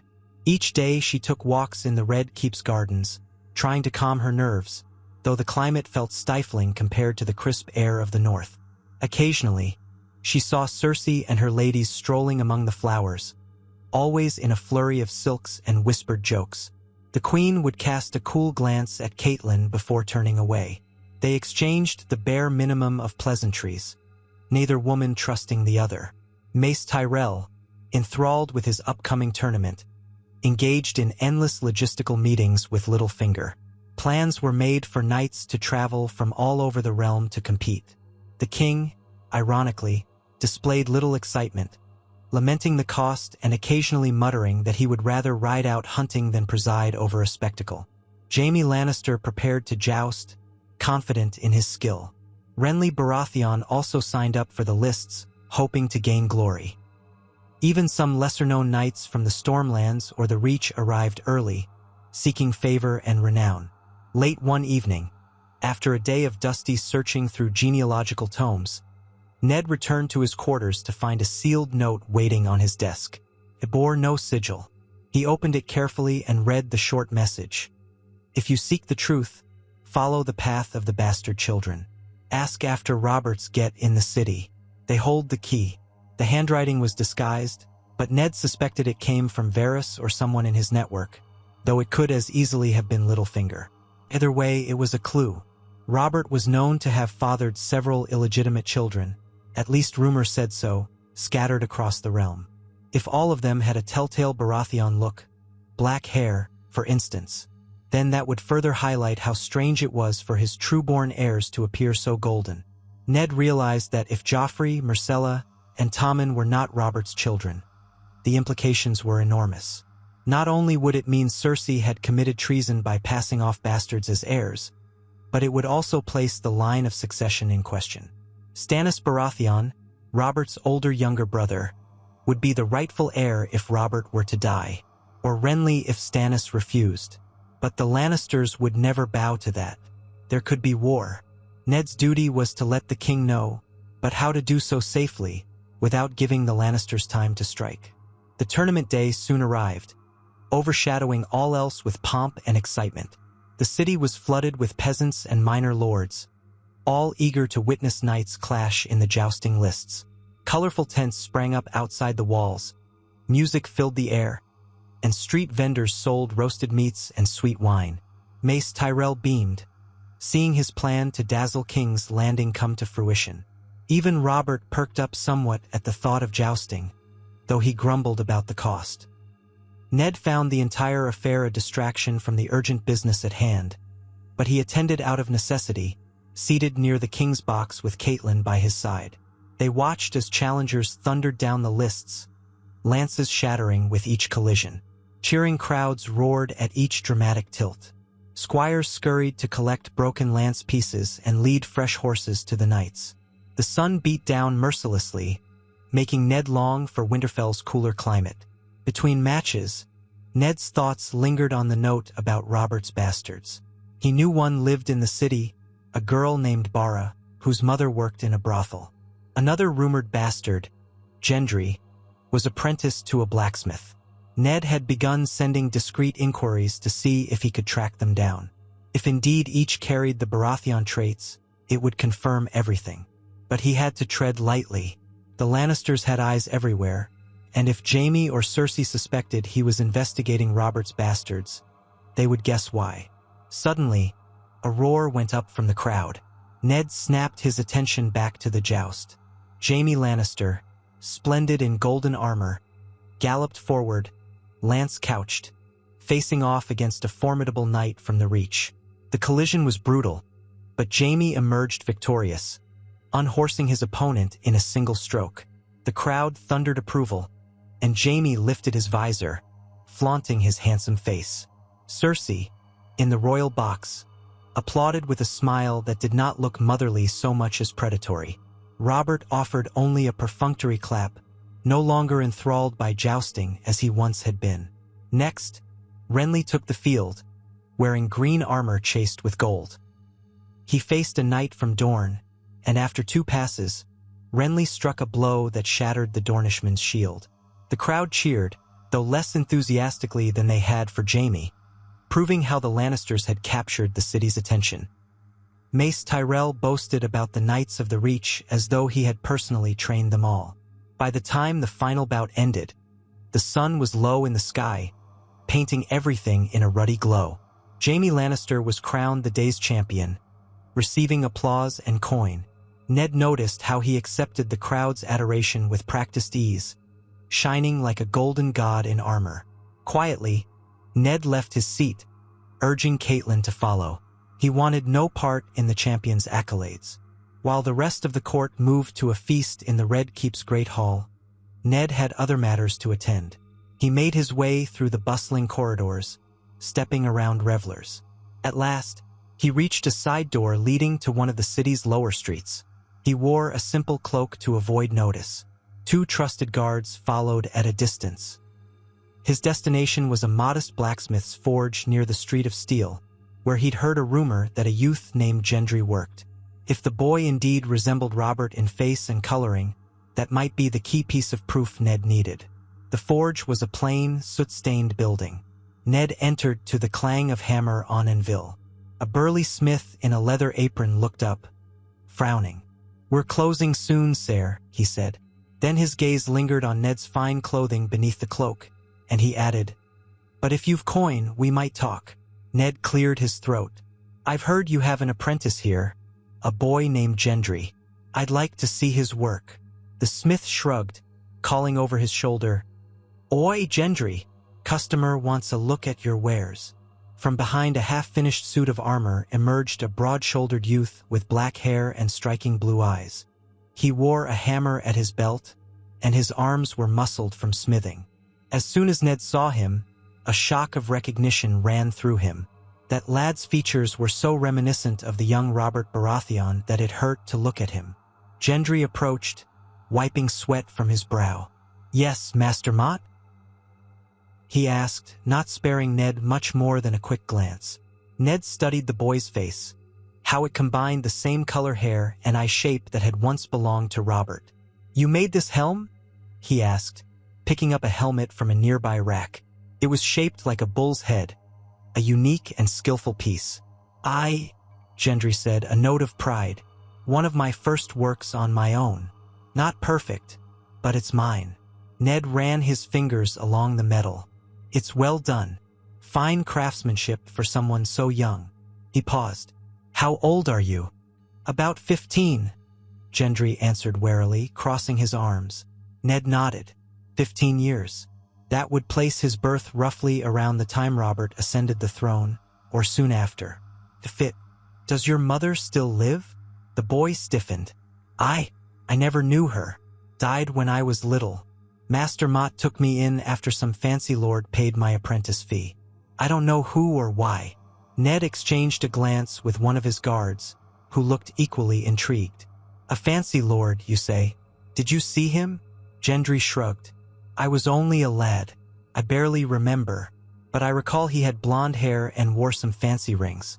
Might have been a Lannister. I can't say for sure. That's all I know." He glanced between them, suspicious. "Why do you ask?" Ned offered what he hoped was a reassuring smile. "No reason to fear, boy. You've done nothing wrong. I merely wanted to see your work. Keep at it, and you'll be a master smith in time." He set the helm down gently, nodding to the smith, who eyed him with curiosity. Then Ned departed, heart pounding. He needed no more confirmation.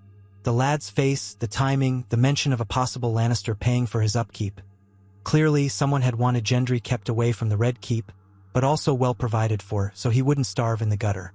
The obvious conclusion: Gendry was Robert's bastard, and the Lannisters had removed him from the court's sight. Stepping back into the night air, Ned let out a long exhale. The puzzle piece fit too well. The Lannisters had known of Robert's bastards, known that each one boasted the Baratheon coloring, and recognized how that would contrast with Joffrey's golden hair. That was reason enough to murder Jon Arryn if the old hand was on the verge of revealing it. The seed is strong, Ned thought grimly, remembering that cryptic phrase. But the children who sit on the throne are not the seed of Baratheon. They are Lannister gold, through and through. He hurried through the winding streets, returning to the keep by a side gate. Tomorrow he would speak with Robert. He would tell him the truth. Let the king decide how to act, but it must be done carefully. Perhaps Robert would send Cersei away, quietly annul the children's claims, or perhaps he would kill them all in a rage. The realm might descend into a new war. Ned shuddered at the possibility of thousands dying over this. But how could he conceal the truth from his friend? Honor forbade it. But even as he climbed the Red Keep stairs, he felt watched. Hairs rose on the back of his neck. He glanced over his shoulder but saw only shadows. King's Landing was an endless labyrinth of watchers and whisperers, and by discovering this damning secret, Ned had lit a fuse. He knew the Lannisters would stop at nothing to keep their hold on power. If they suspected he knew, his life and that of his family could be forfeit. Catelyn greeted him in their quarters, noticing the tightness in his jaw. "You found something," she said, voice hushed. He recounted his meeting with Gendry, outlining what it meant. She paled, placing a hand to her breast. "Gods have mercy, Ned. What do we do now?" "I must tell Robert," Ned said, "but privately and not here in the keep. We need secrecy until we know how he will react." Catelyn nodded. "Do you trust him to be discreet?" Ned swallowed. "Robert was never discreet." "I pray so. If not, the city will erupt. We must be prepared to leave if it comes to that." He squeezed her hand. "Pack lightly. Gather the girls when they arrive. If the worst happens, we'll flee for Winterfell or for the Vale, where Lysa might shelter us." Catelyn's eyes shimmered with fear, but she set her jaw firmly. "I'll be ready." She understood that her husband was about to risk everything. If the king accepted the truth, the Lannisters would be undone, or they might lash out. If the king rejected the truth, Ned could be declared a traitor. There was no simple path. Ned spent a sleepless night, pacing the cold floors of their chamber, going over the possibilities. He planned to request a private audience with Robert the next morning, perhaps under pretense of hunting in the Kingswood. Anything to get the king away from the Red Keep and from Lannister ears. Then he would reveal the truth with caution, but without evasion. Let the gods guide Robert's hand. At dawn, he rose, dressed in plain riding clothes, and asked a steward to inform the king that Eddard Stark wished to discuss urgent matters in private. He waited in the courtyard, saddling his horse. The sun was just cresting the rooftops, its light painting the city in a golden hue that mocked the seriousness of the day's purpose. Meanwhile, the castle seemed to wake in slow increments, servants scurrying with buckets of water, knights yawning as they prepared for the day's tasks, a few crows cawing from the battlements. Time passed, and Robert did not appear.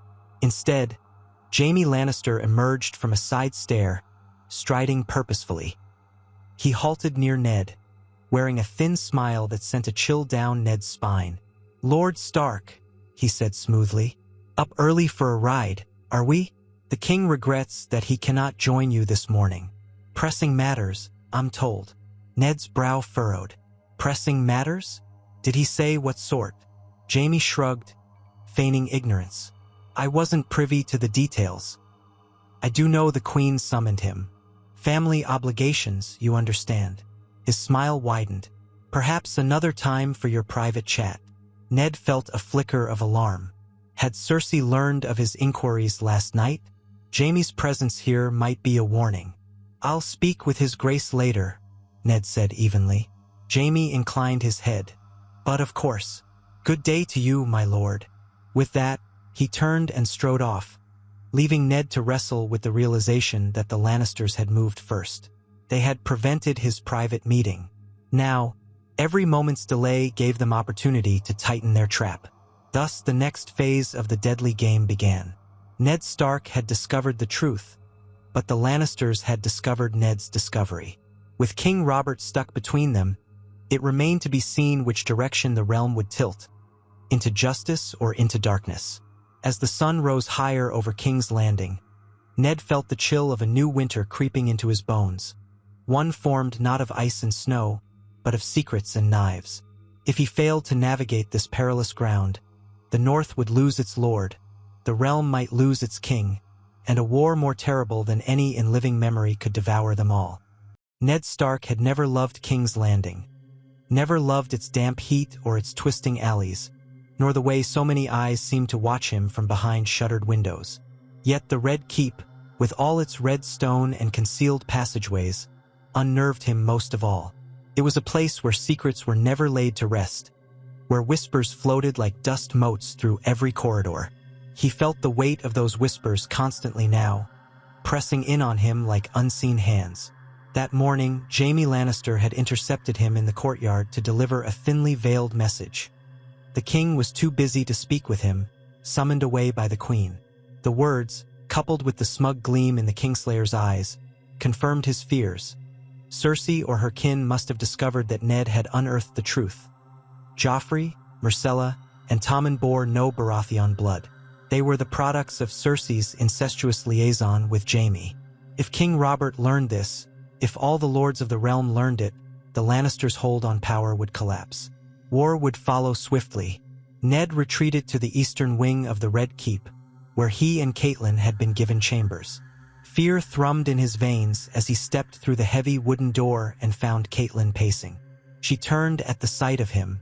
Her eyes were stormy. News had reached her already that the king's meeting with Ned was cancelled. "This is dangerous," she said in a hushed voice. "They are watching us closely now. Someone must have told the queen." You know how quickly Varys's whispers pass from ear to ear. Ned shut the door quietly. "I tried to see the king before he could be swayed. Now I fear Cersei or Jaimie has already spun a tale to keep me away, or, gods forbid, to keep Robert ignorant. If Robert remains ignorant, it leaves me out in the cold. I must share what I've learned soon, or the Lannisters will do it for me, in a way that suits their ends." Catelyn ran a hand through her auburn hair. "They'll do worse than spin tales if they think you're a threat, Ned. What if they strike at you directly? Or at us?" Her eyes flicked to the small trunk by the bed, where she had begun packing in case they needed to flee at a moment's notice. Ned's gaze settled on her hands, trembling just enough for him to notice. "If they mean to move against me, they'll want to be sure the king either condones it or looks away. But Robert is a proud man, not so easily manipulated. All the same, the Lannisters might decide it's better to risk everything than let their secret come out." She swallowed. "So you must ensure you're not alone in this. You need allies." "That is my thought," Ned replied. "Stannis is Robert's rightful heir if these children are false. Robert has two brothers, Stannis and Renly.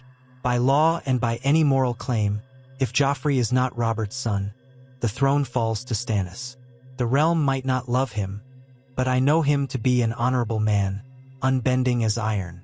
If I can bring him into confidence, he'll stand for what is right. And Renly has a charm about him, and if he supports Stannis's claim, it would strengthen our hand immeasurably." Catelyn's brows drew together. "But Stannis is at Dragonstone, isolating himself.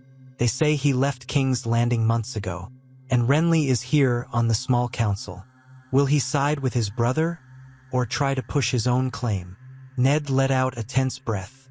"Renly hinted he might help me if I needed it. He's cunning in his own way, but less cruel than the Lannisters. We'll see. I'll write to Stannis in secret, urging him to come with loyal men. If war is inevitable, we must not face the lions alone. Likewise, I'll write to Winterfell and to the Vale. If my father's wardenship and Jon Arryn's memory still mean anything, the Knights of the Vale may join me, or at least be ready. And I want my own banners readied." Quietly, The north is far, but if the worst comes, we will need them." He moved toward the small writing desk, where a candle flickered in a puddle of its own wax.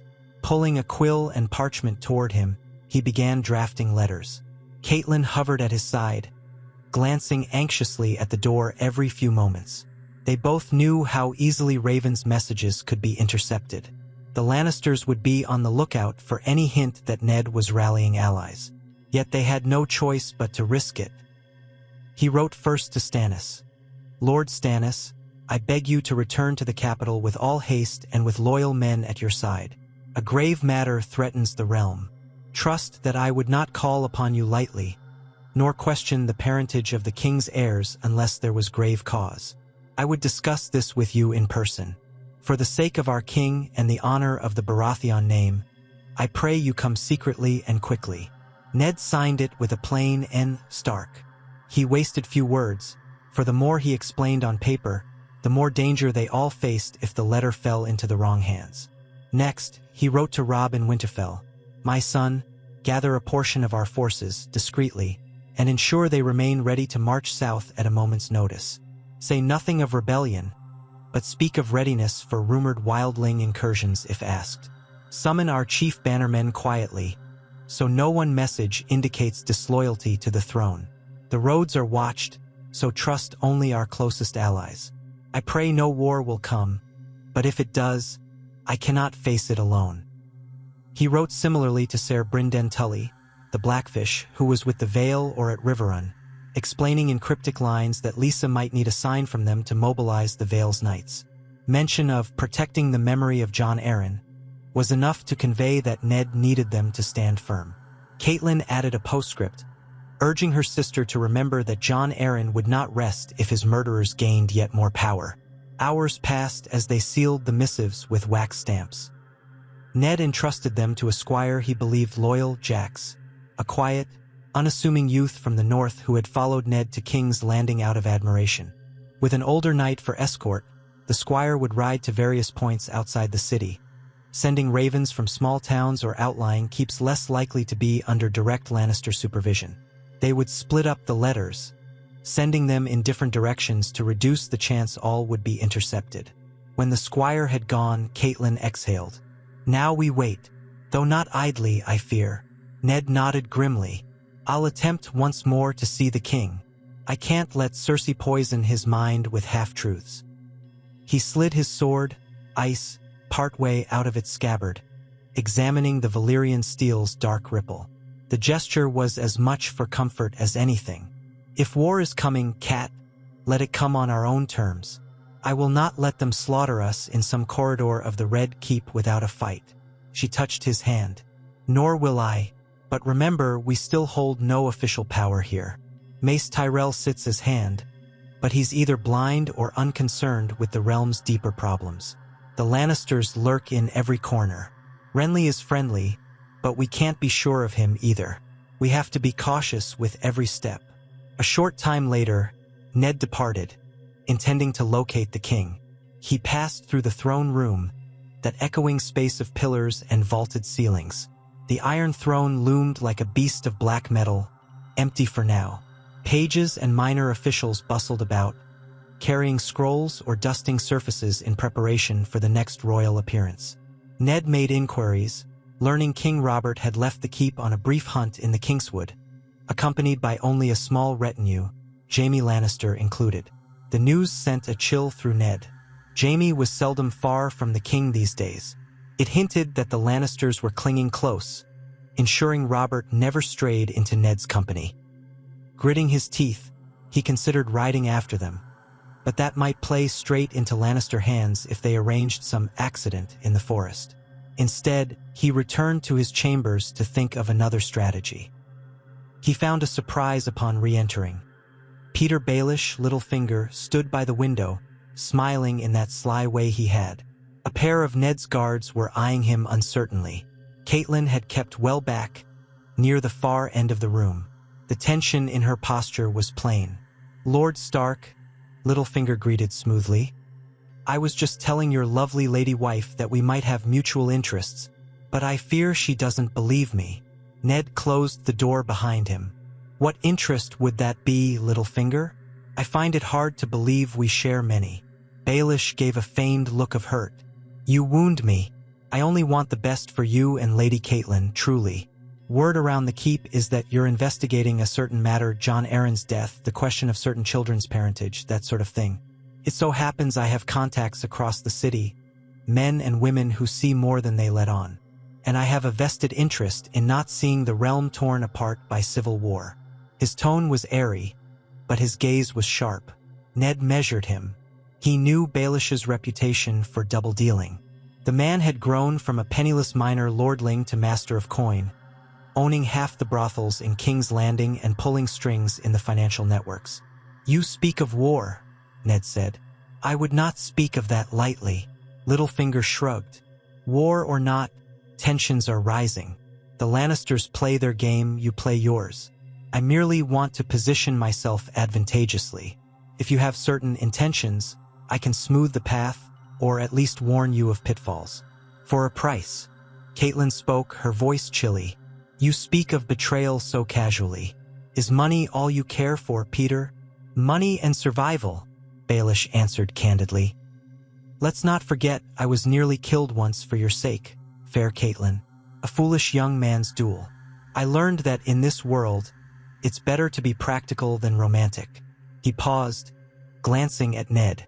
But sometimes practicality requires choosing the winning side before the dice land. Tell me, if you were to reveal that the royal children are not Robert's, do you expect the Lannisters to just step aside? Ned set his jaw. No, that's why I have no intention of announcing it in a public square.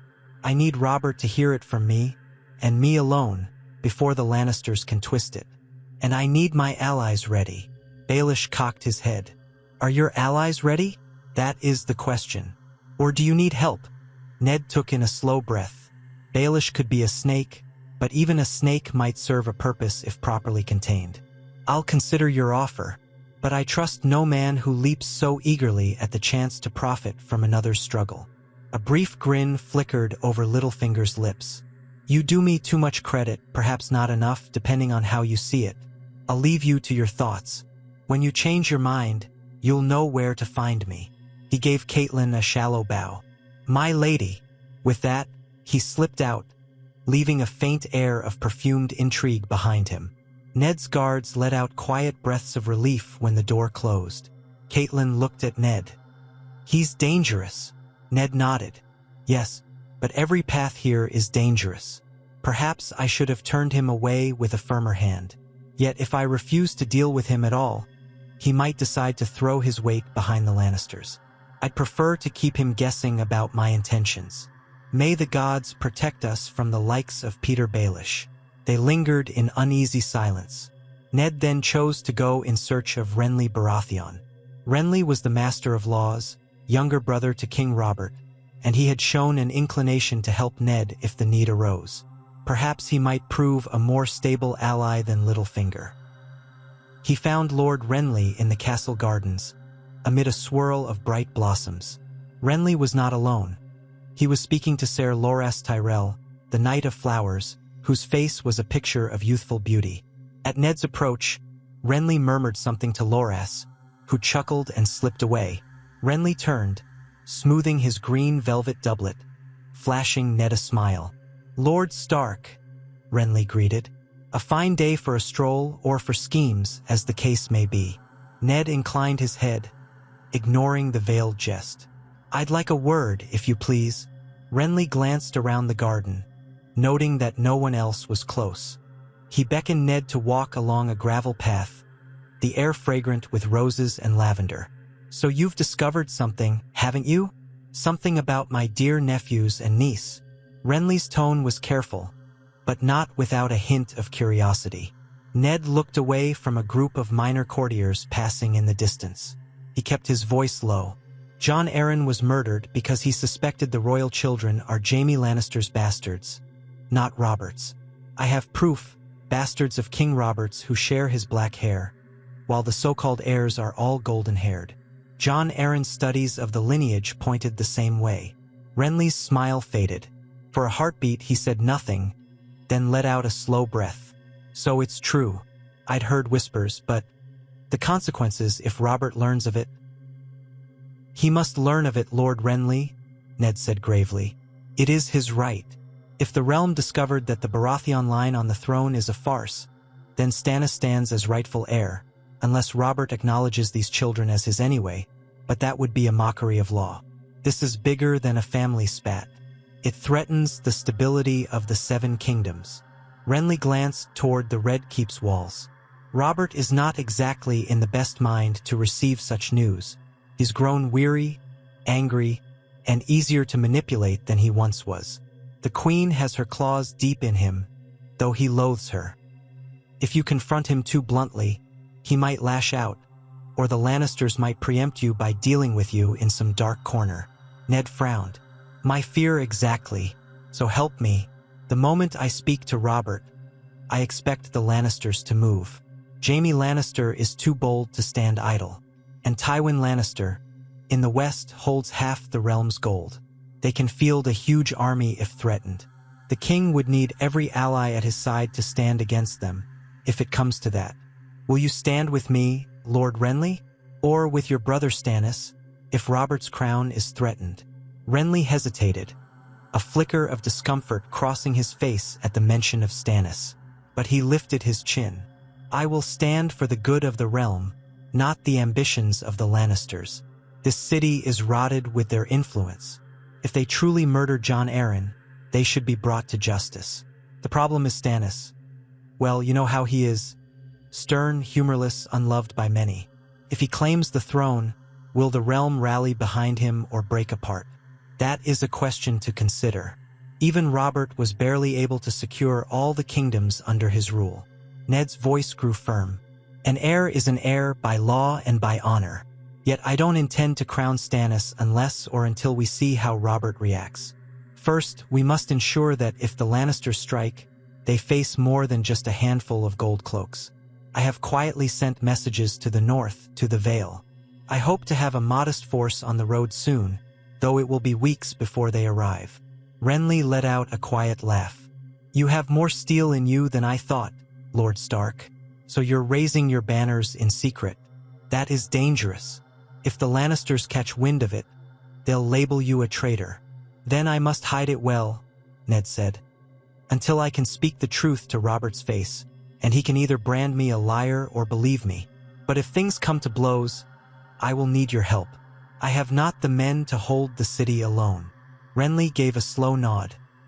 I can gather a few loyal knights, more than a few in fact, should conflict arise. As master of laws, I have certain sway with the City Watch as well. Some are in the pay of the Lannisters, but many are not. If you alert me before you confront Robert, I can ensure the Watch sides with you, or at least remains neutral. We cannot let the Lannisters seize the gates in a single night. A measure of relief tingled in Ned's chest. Thank you, Lord Renly. I will keep you informed. But we must be subtle. The Queen's spies are everywhere. Renly's eyes flicked to a shadowed cluster of orange trees. Yes, as are Varys's, and Baelish has his own. This city is a labyrinth of watchers. Ned, one misstep, and the lion's jaws will close. You must be quick and decisive when the time comes. Ned parted ways with Renly soon after, slipping back into the keep with a heavier heart. Even with Renly's support, the risk remained vast. If Robert died suddenly, on a hunt, say, under suspicious circumstances, then Joffrey would be immediately hailed as king, and the entire realm might swear fealty before Ned could speak the truth. Or if Jaimie orchestrated some false charge of treason against Ned, the City Watch might drag him away. He had to move faster, but also more carefully. That evening, Catelyn's face lit with a flicker of hope when Ned explained Renly's discreet offer. So we have at least one Baratheon ready to help, she said. And you've sent word to the north, to the Vale. If only we could coax Stannis into arriving swiftly, then we'd have real weight behind us. Ned sighed. I worry about that. Stannis is so rigid, he might go straight to the king with accusations before I can stage the reveal properly. Or he might muster a fleet from Dragonstone and appear with warships, terrifying the City Watch into thinking we're under invasion. May the gods grant him a modicum of restraint. A knock at their door interrupted them. One of Ned's guards answered, then ushered in a figure in plain black robes. Maester Coleman from the Vale, a younger man who had once served under Jon Arryn. He bowed. My lord, my lady, I have news from the Eyrie. A raven arrived for me from Lady Lysa. She writes that she's taken steps to ready her knights for a possible march. Ned and Catelyn exchanged glances. Lysa had been fearful, but also reluctant to risk open conflict. She's truly gathering them? Catelyn asked, half in relief, half in dread. Maester Coleman nodded. Yes, my lady. Quietly, of course, under the guise of securing the Vale's passes against bandits. But it seems Lady Lysa has realized the threat is real. He cleared his throat. She also says that she's had messages from the Riverlands. Lord Hoster Tully at Riverrun, as well as your brother Edmure, are sympathetic. They may allow the Knights of the Vale to pass through the Riverlands if they march south, though House Frye is an unknown, as always. Ned felt a tightness in his chest. So the Vale was stirring, the Riverlands might join them. That was more allies than he could have hoped for a fortnight ago. Thank you, Maester, he said quietly. Keep this to yourself. We must not alert the Lannisters prematurely. The Maester bowed again, departing swiftly, leaving Ned and Catelyn alone in the lamplight. Catelyn's hand trembled on the table's edge. It's all set in motion now, she whispered. Whether we will it or not, events are rushing forward. Ned could not deny it. We do what we must. Even so, I still hope we can avoid open war. If Robert stands with me, if we move quickly, the Lannisters could be contained. Perhaps justice can be done without tens of thousands dying on battlefields. A day later, Ned's hopes of quickly seeing Robert were again thwarted. The king extended his hunting trip in the Kingswood, apparently enjoying the chase of a great boar. Word reached the Red Keep that the king had feasted on wine more than was wise, and Jaimie Lannister remained at his side. That made Ned's stomach churn. King Robert, drunk in the forest, accompanied by a man who might be his worst enemy if the truth came out. The possibilities for treachery were endless. Ned found Renly that afternoon, cornering him in a small council antechamber. We must act, he insisted. If Jaimie orchestrates an accident during this hunt, Renly pressed a palm to his brow. I know. I sent a messenger to the king, politely suggesting he return to the city. The messenger returned with a jest of a reply. Robert boasted that the boar doesn't stand a chance and that he'll not be cowed by any rumor-mongering. He also says that he's well guarded. So we wait, Ned said, hating the taste of the words.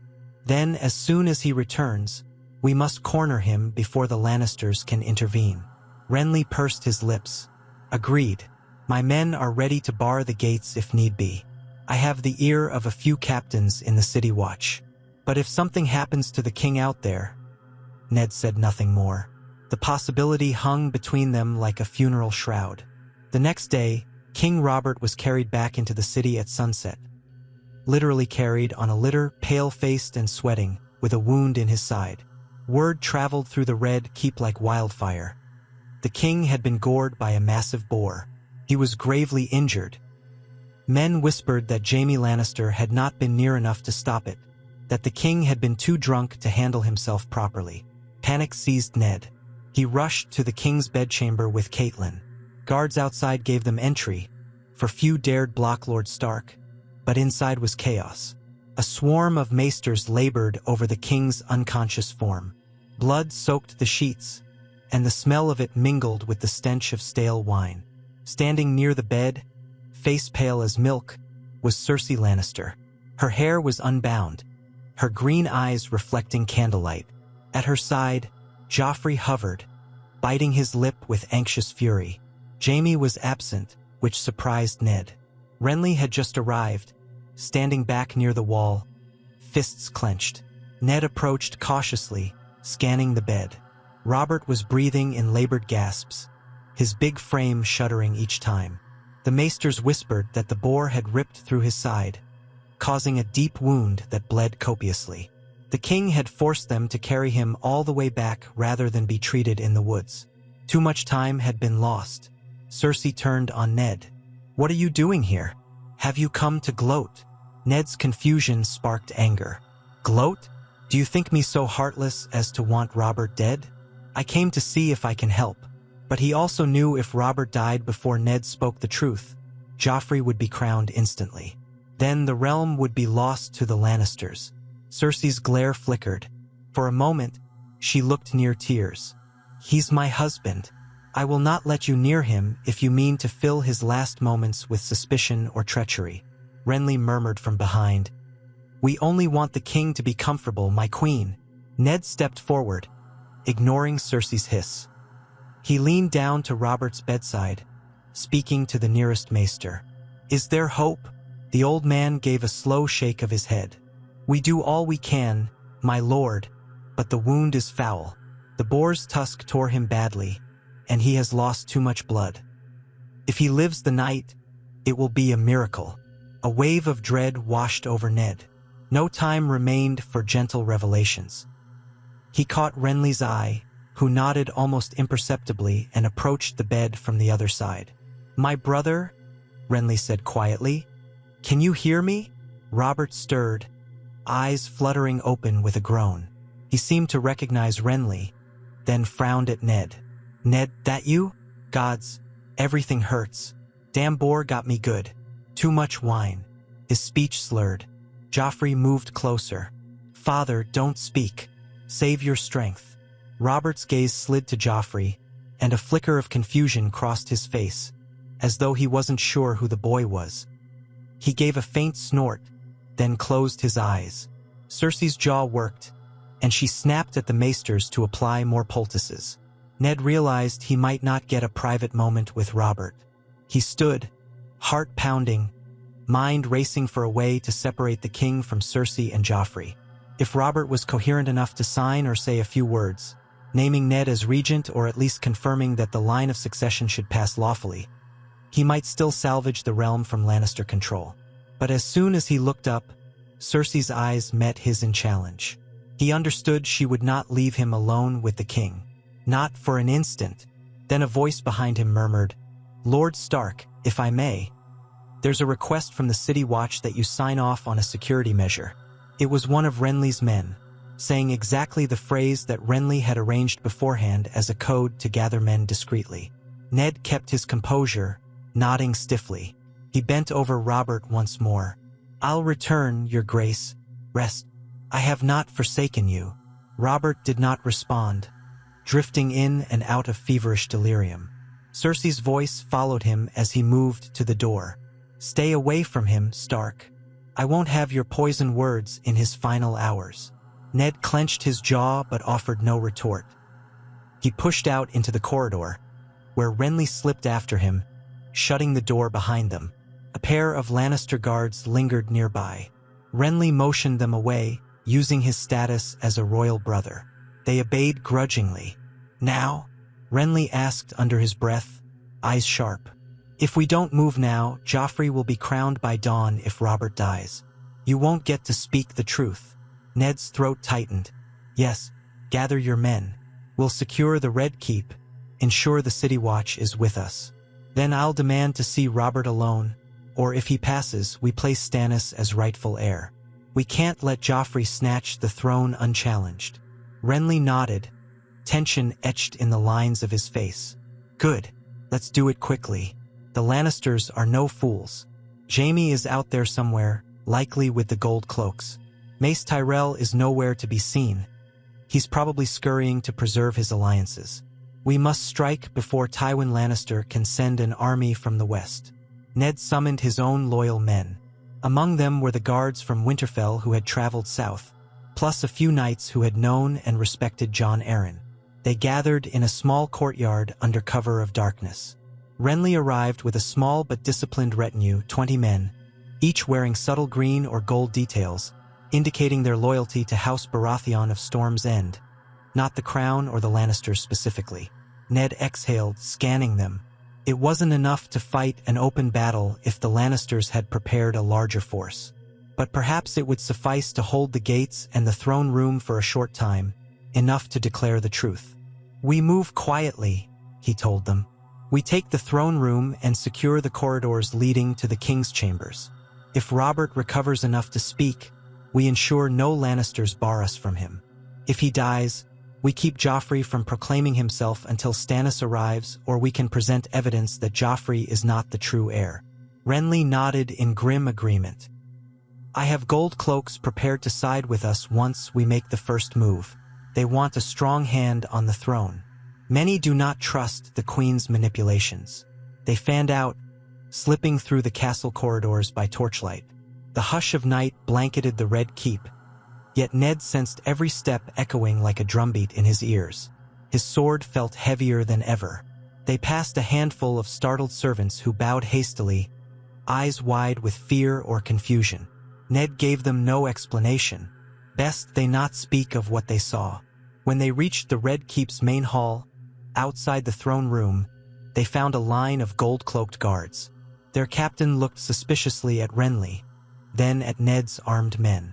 What is this? Renly stepped forward with quiet authority. On orders of the king's brother, we secure the throne room for the safety of his grace. Will you join us? The captain hesitated, recognized Renly, then slowly nodded. I'd not defy the king's own brother. I will stand with you. His men parted, letting Ned's group into the antechamber leading to the Iron Throne. The tall doors loomed, locked for the night, but after a hurried negotiation with the steward, they opened them. Torches blazed inside. The Iron Throne sat empty, its barbed metal spires reflecting the flicker of flame. Ned spread his men around the perimeter, ensuring no easy entry for Lannister forces. Renly spoke quietly with the gold cloaks about blocking the courtyard gates and the upper corridors. Everything seemed to be going as planned, until they heard distant shouting from the direction of the royal apartments. A runner came bounding in.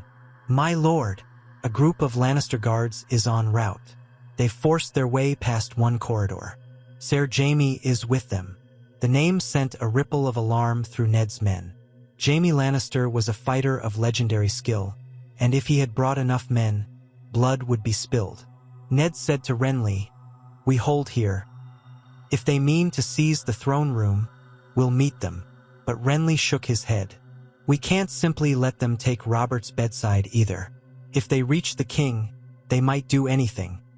Keep him from speaking, hurry along his demise. I'll take half these men to secure the king's chambers. You hold the throne room. Whoever can control these two places controls the realm." Ned agreed, though it meant splitting their already meager force. Renly departed with a cluster of knights. Ned stood at the foot of the Iron Throne, flanked by his men. One by one, he sent out scouts to monitor the corridors. The tension grew thick enough to taste. The first confrontation came swiftly. A half-dozen Lannister guards in red livery, led by a stout man with a lion's head surcoat, marched into the antechamber. Ned advanced, sword in hand, the dire wolf of Stark emblazoned on his surcoat. "Halt!" he commanded.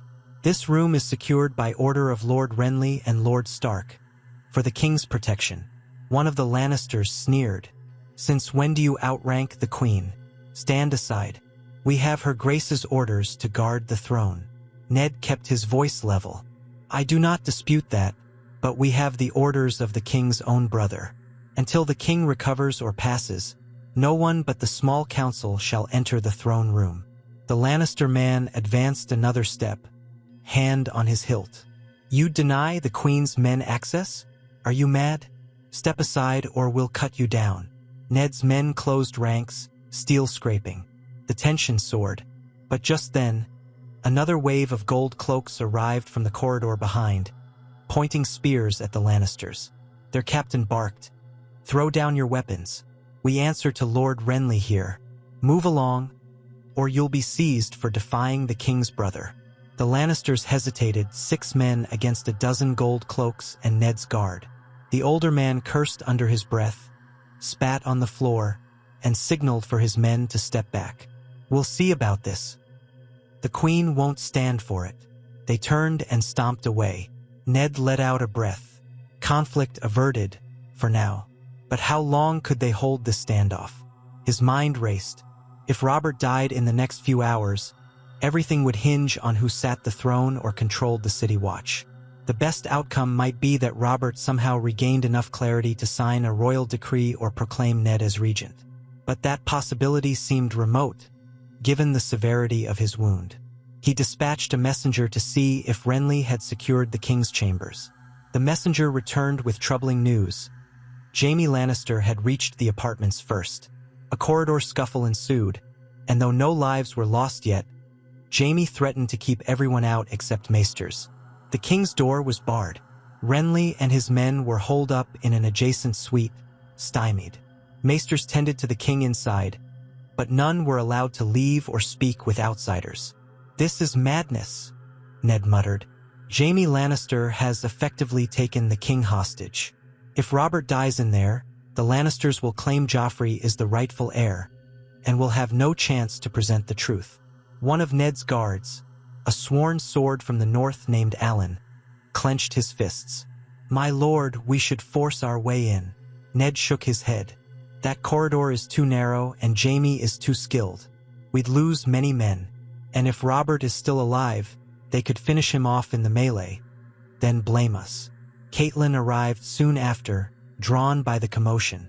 She had half a dozen of her own men with her, having secured their personal belongings in case they needed to flee. Her face was pale but resolved. "Ned, the whole castle is on edge. Some say the king is already dead, others that he's moments from dying. The queen has called an emergency session of the small council, but Mace Tyrell hasn't the spine to stand up to her. Renly's men are locked in a standoff, and Varys has vanished as usual." Ned's mind spun. Their best hope might lie with the City Watch, who seemed more inclined to side with Renly than with the Queen. If the Watch would forcibly remove Jaime from the King's chambers, that might allow Ned to speak with Robert one last time, or confirm Robert's death. He conferred with the Gold Cloak captains, but they seemed wary of a direct fight with the Kingsguard, especially Jaime Lannister. Some argued they needed the Lord Commander of the Kingsguard, Barristan Selmy, to weigh in, but Ser Barristan was away in the yard or the lower city. The Red Keep was a maze of rumors and half-truths, each minute feeling like an hour. Word arrived that the Queen, along with Joffrey and Myrcella and Tommen, had retreated to Maegor's Holdfast, a secure portion of the Red Keep. More Lannister guards ringed it.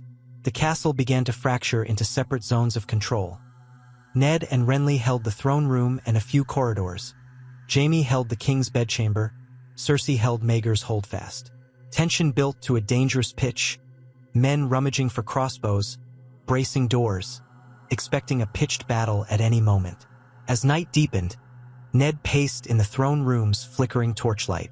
The great metal seat loomed behind him, an ugly silhouette. He thought of all the kings who had died violently because of that seat or to claim it. Would Robert be one more casualty in that grim tally? At length, Renly returned, sweaty and short of breath, having run from the other side of the keep with a handful of men. "Jaime still bars the door," he said, frustration carved into his features. "The king is near death, according to a single Maester Jaime allowed to pass out for supplies. No one else is permitted in. The queen is gathering more Lannisters. We may have to fight to get the truth out." Ned's lips thinned. "They might try to crown Joffrey at dawn.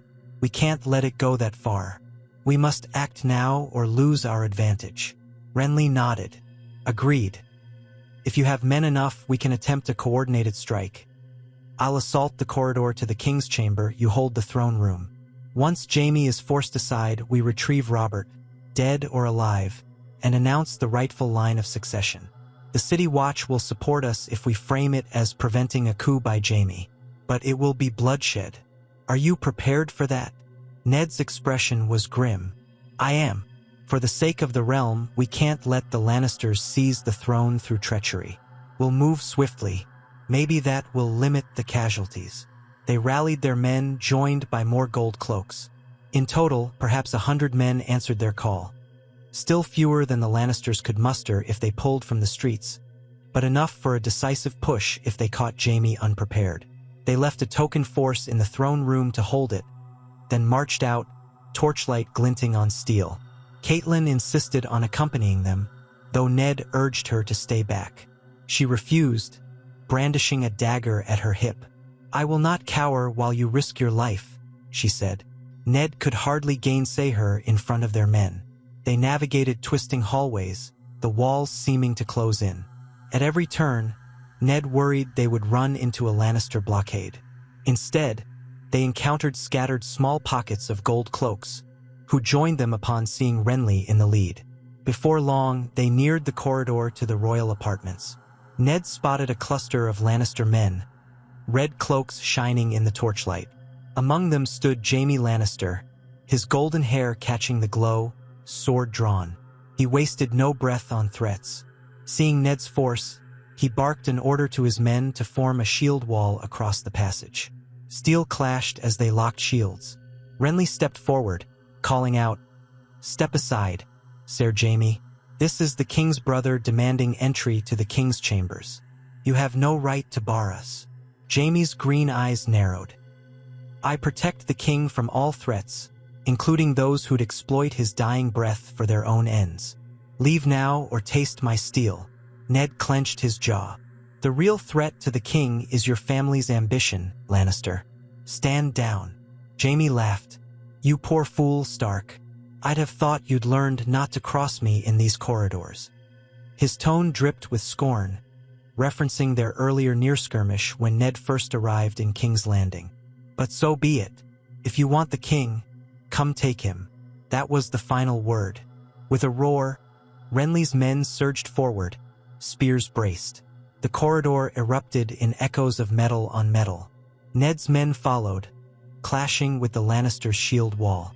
Jaime Lannister moved like liquid, his sword flicking out in lethal arcs.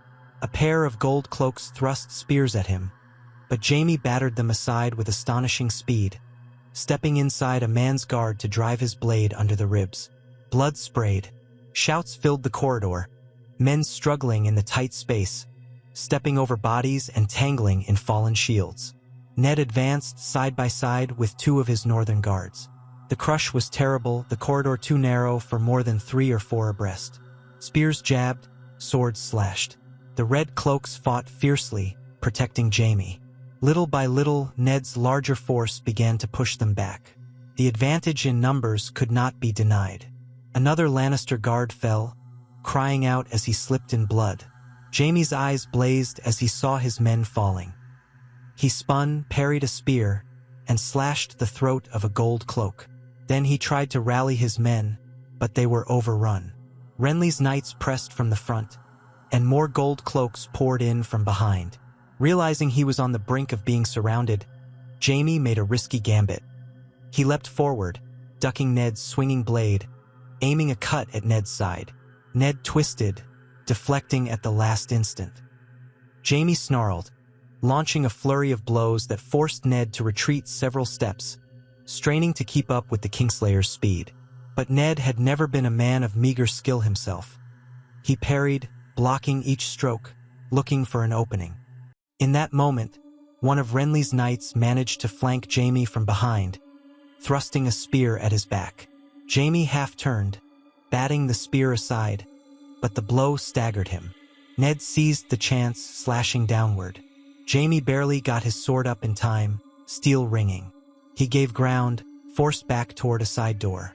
Another gold cloak lunged from the side, and Jaime found himself fighting off 3 men at once, a task even his famed skill could not handle forever. Suddenly, Jaime kicked open the side door, knocking it wide. With a snarl, he shoved one attacker aside and slipped through the door, slamming it behind him. The corridor fell silent except for the groans of wounded men, the clank of armor. Ned's forces had the corridor. A few men pounded on the barred door, but it was thick oak, reinforced with iron. Jaime had escaped.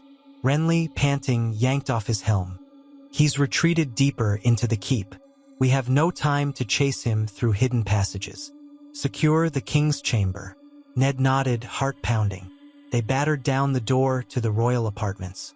Inside, they found half a dozen terrified maesters around the bed where King Robert lay. The stench of blood was overwhelming. The maesters shrank back, whimpering they meant no harm. Ned rushed to the bed, taking in the sight. Robert was ghastly pale, drenched in sweat. 2 open windows let in the night air. The hush in the room spoke volumes. A trembling maester said, "We did our best, my lord," but his injuries were mortal. Ned stared, seeing no sign of breath in Robert's chest, no movement at all. He reached out, touched the king's brow, found it cold. A final exhalation must have left him only moments ago, if that. A strangled cry escaped Renly. "He's dead, then? My brother, gods help us." He swallowed, tears glimmering. Then he turned, voice harsh. "Did the Lannisters do anything? Did they hurry his end?" One of the maesters shook his head fervently. "He bled within, my lord. The boar's tusk, no treatment could save him." Ned's grief felt like an iron band around his heart. Robert was gone. And now the question of succession was upon them, with no chance for a final confession or a royal decree to name the rightful heir. The realm was about to explode. Renly set his jaw. "We must seize the moment. Joffrey is not the legitimate heir. Summon the small council. Summon the city watch. Proclaim that Robert left no trueborn children, that Stannis is the rightful next in line." Ned nodded, sorrow heavy in his chest. "Yes, we hold the throne room. We can bar Cersei or Joffrey from being crowned." Quickly, before they realize Robert is gone, they emerged from the chamber, knights forming around them. The corridor was littered with wounded men, Lannister and Gold cloak alike. The stench of blood was thick. Catelyn's face was pale with shock, but she gripped Ned's arm. Did we come too late?" Ned nodded, voice raw. "Robert is dead. Now the real battle begins." The group hastened back toward the throne room, but partway there, a messenger breathlessly ran up. "My lords, the Queen and Joffrey have summoned the small council to the Tower of the Hand. They are proclaiming Joffrey as the new king." Renly hissed, "Damn them! So soon? They must have guessed Robert's state." He turned to Ned. "We must beat them to the throne room or we lose the chance to control the succession. We must make the announcement ourselves." They rushed onward, hearts hammering. When they reached the throne room, they found chaos. The gold cloaks who had been left there were in disarray, half turned to face a new threat. On the far side of the hall, a party of Lannister men had forced open the doors, led by the Hound, Sandor Clegane, and several more red-cloaked knights. They were fanned out, tensely staring at the city watch. A pitched confrontation teetered on the brink of violence. Clegane spotted Ned and Renly. "Ah, here come the traitors," he growled. "Step aside, Starks. The Queen commands that we prepare the hall for King Joffrey's coronation." Renly advanced, ignoring the Hound's menacing glare. "Stand down. Joffrey is not the king, and your queen is a liar." Clegane raised his sword, but did not strike yet, awaiting some signal. "This is your last warning, Baratheon. The boy is the king by right of blood." Ned overcame his lingering shock. He lifted his sword, voice echoing in the vast hall. "By whose blood? Not Robert's. The world will know the truth. Joffrey is Jaime Lannister's son, born of incest. He has no right to the Iron Throne." An uproar seized the onlookers, some knights murmuring in confusion, others stepping back in horror. The Lannister men tightened ranks. Clegane spat on the marble floor. "You're mad, Stark. Spouting vile lies in the throne room? Let's see you defend them with steel." Renly's men formed up. "We do not fear you," one knight roared. For a long moment, the two sides glared at each other. Then the captain of the gold cloaks, the same one who had sworn support to Renly earlier, strode between them, planting his spear. "Stay your blades," he barked. "Let the matter be decided by the rightful authority. The King Robert is dead, or near enough. We'll see the small council weigh this claim." Ned's heart pounded. If the city watch remained on their side, they might yet hold the throne room. He looked to Renly. "We must get Stannis here, or at least an official decree read. Without that, the Lannisters will keep calling me a traitor." Renly whispered, "Agreed. In the morning we proclaim an assembly in the throne room. Let the realm's lords hear the truth." We can't hide it anymore." The hound bared his teeth. "We'll see if you live that long, pup." But he allowed a stalemate for the moment, stepping back with his men. In the flickering torchlight, Ned Stark faced the Iron Throne, remembering how Robert had sat there, broad and confident, a usurper who nonetheless had claim by conquest. Now it sat empty, an invitation for chaos. Ned envisioned the lines of ravens he had sent, to Stannis, to the north, to the Vale. If they arrived soon, if his banners marched, if the Knights of the Vale or the Northern Lords arrived at the city gates, maybe they could prevent the Lannisters from enthroning Joffrey. But time was short. Already the castle teetered on the edge of open battle. The Queen was cunning, and Jaimie was unleashed somewhere in the keep, a lethal blade in the shadows. He took a deep breath, pressing a hand to Catelyn's shoulder. "We hold, Cat. We stand here as best we can, wait for dawn, and then we force the realm to see the truth. Pray the gods grant us strength." Catelyn nodded, though her eyes glistened with tears for Robert's passing, for the fear that had seized them all. The men around them settled in for a tense night, barricading doors, posting watch at every entryway. The Lannisters on the far side of the hall did much the same. They glowered at each other across the marble floor, the dreadful silence occasionally broken by a wounded man's groan or whispered snatches of conversation. Ned sank onto the steps leading up to the Iron Throne, exhausted in spirit. War hovered like a thundercloud waiting to break. He had tried so hard to spare the realm from the intrigues of King's Landing, but fate had bound him here. Now all that stood between the Lannisters and total domination was the truth he held, and the swords rallying to him in secret.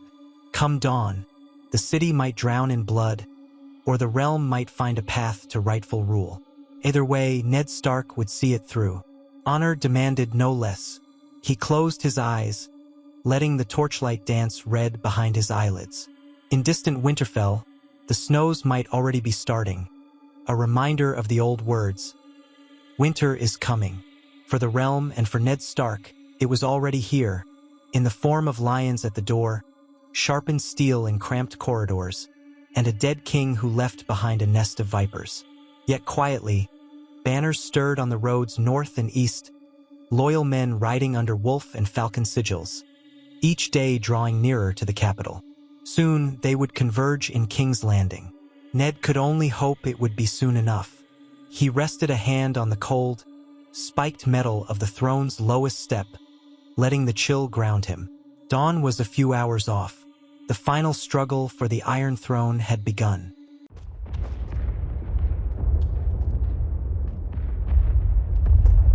Ned Stark stood near the red and gold tapestry that fluttered softly in the drafty corridor, the hum of voices from the banquet hall drifting through the archway behind him. He was still holding the Raven's message. Each word felt heavy as lead. White Walkers. The dead. Castle Black under attack. Mance Raider's host on the march. The dire tidings from the Night's Watch had reached him only hours after Cersei Lannister's and Joffrey's executions. Even that grim spectacle, cathartic for some, horrifying for others, now seemed a trifle next to the enormity of the threat rising in the far north. Robb paced before him, face drawn with tension. His crown rested on a nearby table, and Grey Wind, his great direwolf, lay stretched at the foot of a pillar, ears twitching. Daenerys Targaryen stood off to one side, accompanied by Ser Barristan and 2 of her Dothraki bloodriders. Their presence still drew wary glances from the guards stationed around the corridor, yet Ned saw no hostility on Daenerys' face, only concern. She had offered help. Now they might have to rely on it. They had all slipped away from the feast after the dire Raven arrived. The hall beyond continued to echo with half-hearted celebrations, the clank of cups and the muted conversation of lords, but few hearts were in it. The city had endured months of siege. The execution of a boy king was fresh in the people's minds, and fear of further war with Tywin Lannister clung to the air. Yet war with the Lannisters might pale in comparison to an onslaught of walking corpses. Ned steadied himself and met Robb's gaze. "We have little choice. We must inform Stannis immediately. The Ravens say the wall's defenses are buckling. The Night's Watch is too few." Robb nodded. We expected trouble from the others eventually, but not so soon. Castle Black threatened from both sides. White Walkers to the north, Mance Raiders wildlings sweeping through the mountains. This is no small incursion. Daenerys listened in silence for a moment. How many men can the north muster? Robb exhaled. We've lost many in the wars. Many are still scattered in the Riverlands, holding the line against Tywin's forces. Others have gone home to tend to their lands before winter. If we recall them now, we might gather perhaps half the strength we had at the war's height. Still, that could be thousands of men. Daenerys glanced at her knights. I have the Unsullied and my Khalasar. If the king in the north calls me friend, I could send a portion of them to defend the wall. But I'll need some guarantee that the rest of Westeros won't turn on me while my forces march north. Ned cleared his throat, remembering that she stood in tenuous alliance with Stannis, and that half the realm regarded the Targaryen name with suspicion or open dread. We must persuade Stannis that the true threat is not Daenerys Targaryen, but the White Walkers. His sense of duty might guide him. If we could do so quickly, I fear time is short. They agreed to speak with Stannis at once. Daenerys would not bring her dragons or half her blood riders, to avoid the impression of a show of force. Instead, she would come only with Barristan Selmy, a face already known in King's Landing. Ned allowed himself a faint flicker of optimism. If Stannis, Daenerys, and the North could unite, perhaps they stood a chance. Yet there was still Tywin Lannister to consider. They found Stannis in the council chamber adjacent to the Great Hall, where the king kept a small retinue of Stormland lords. Ser Davos stood at his side, a sheaf of parchments in hand. The air smelled faintly of smoke and spiced wine. A single candle burned low on a table, casting tall shadows on the stone walls. Stannis's visage was as stern as ever, though Ned thought there was a new weariness in his eyes.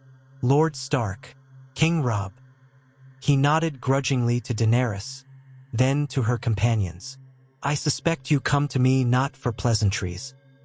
Robb cut straight to the matter. We have word from the Night's Watch.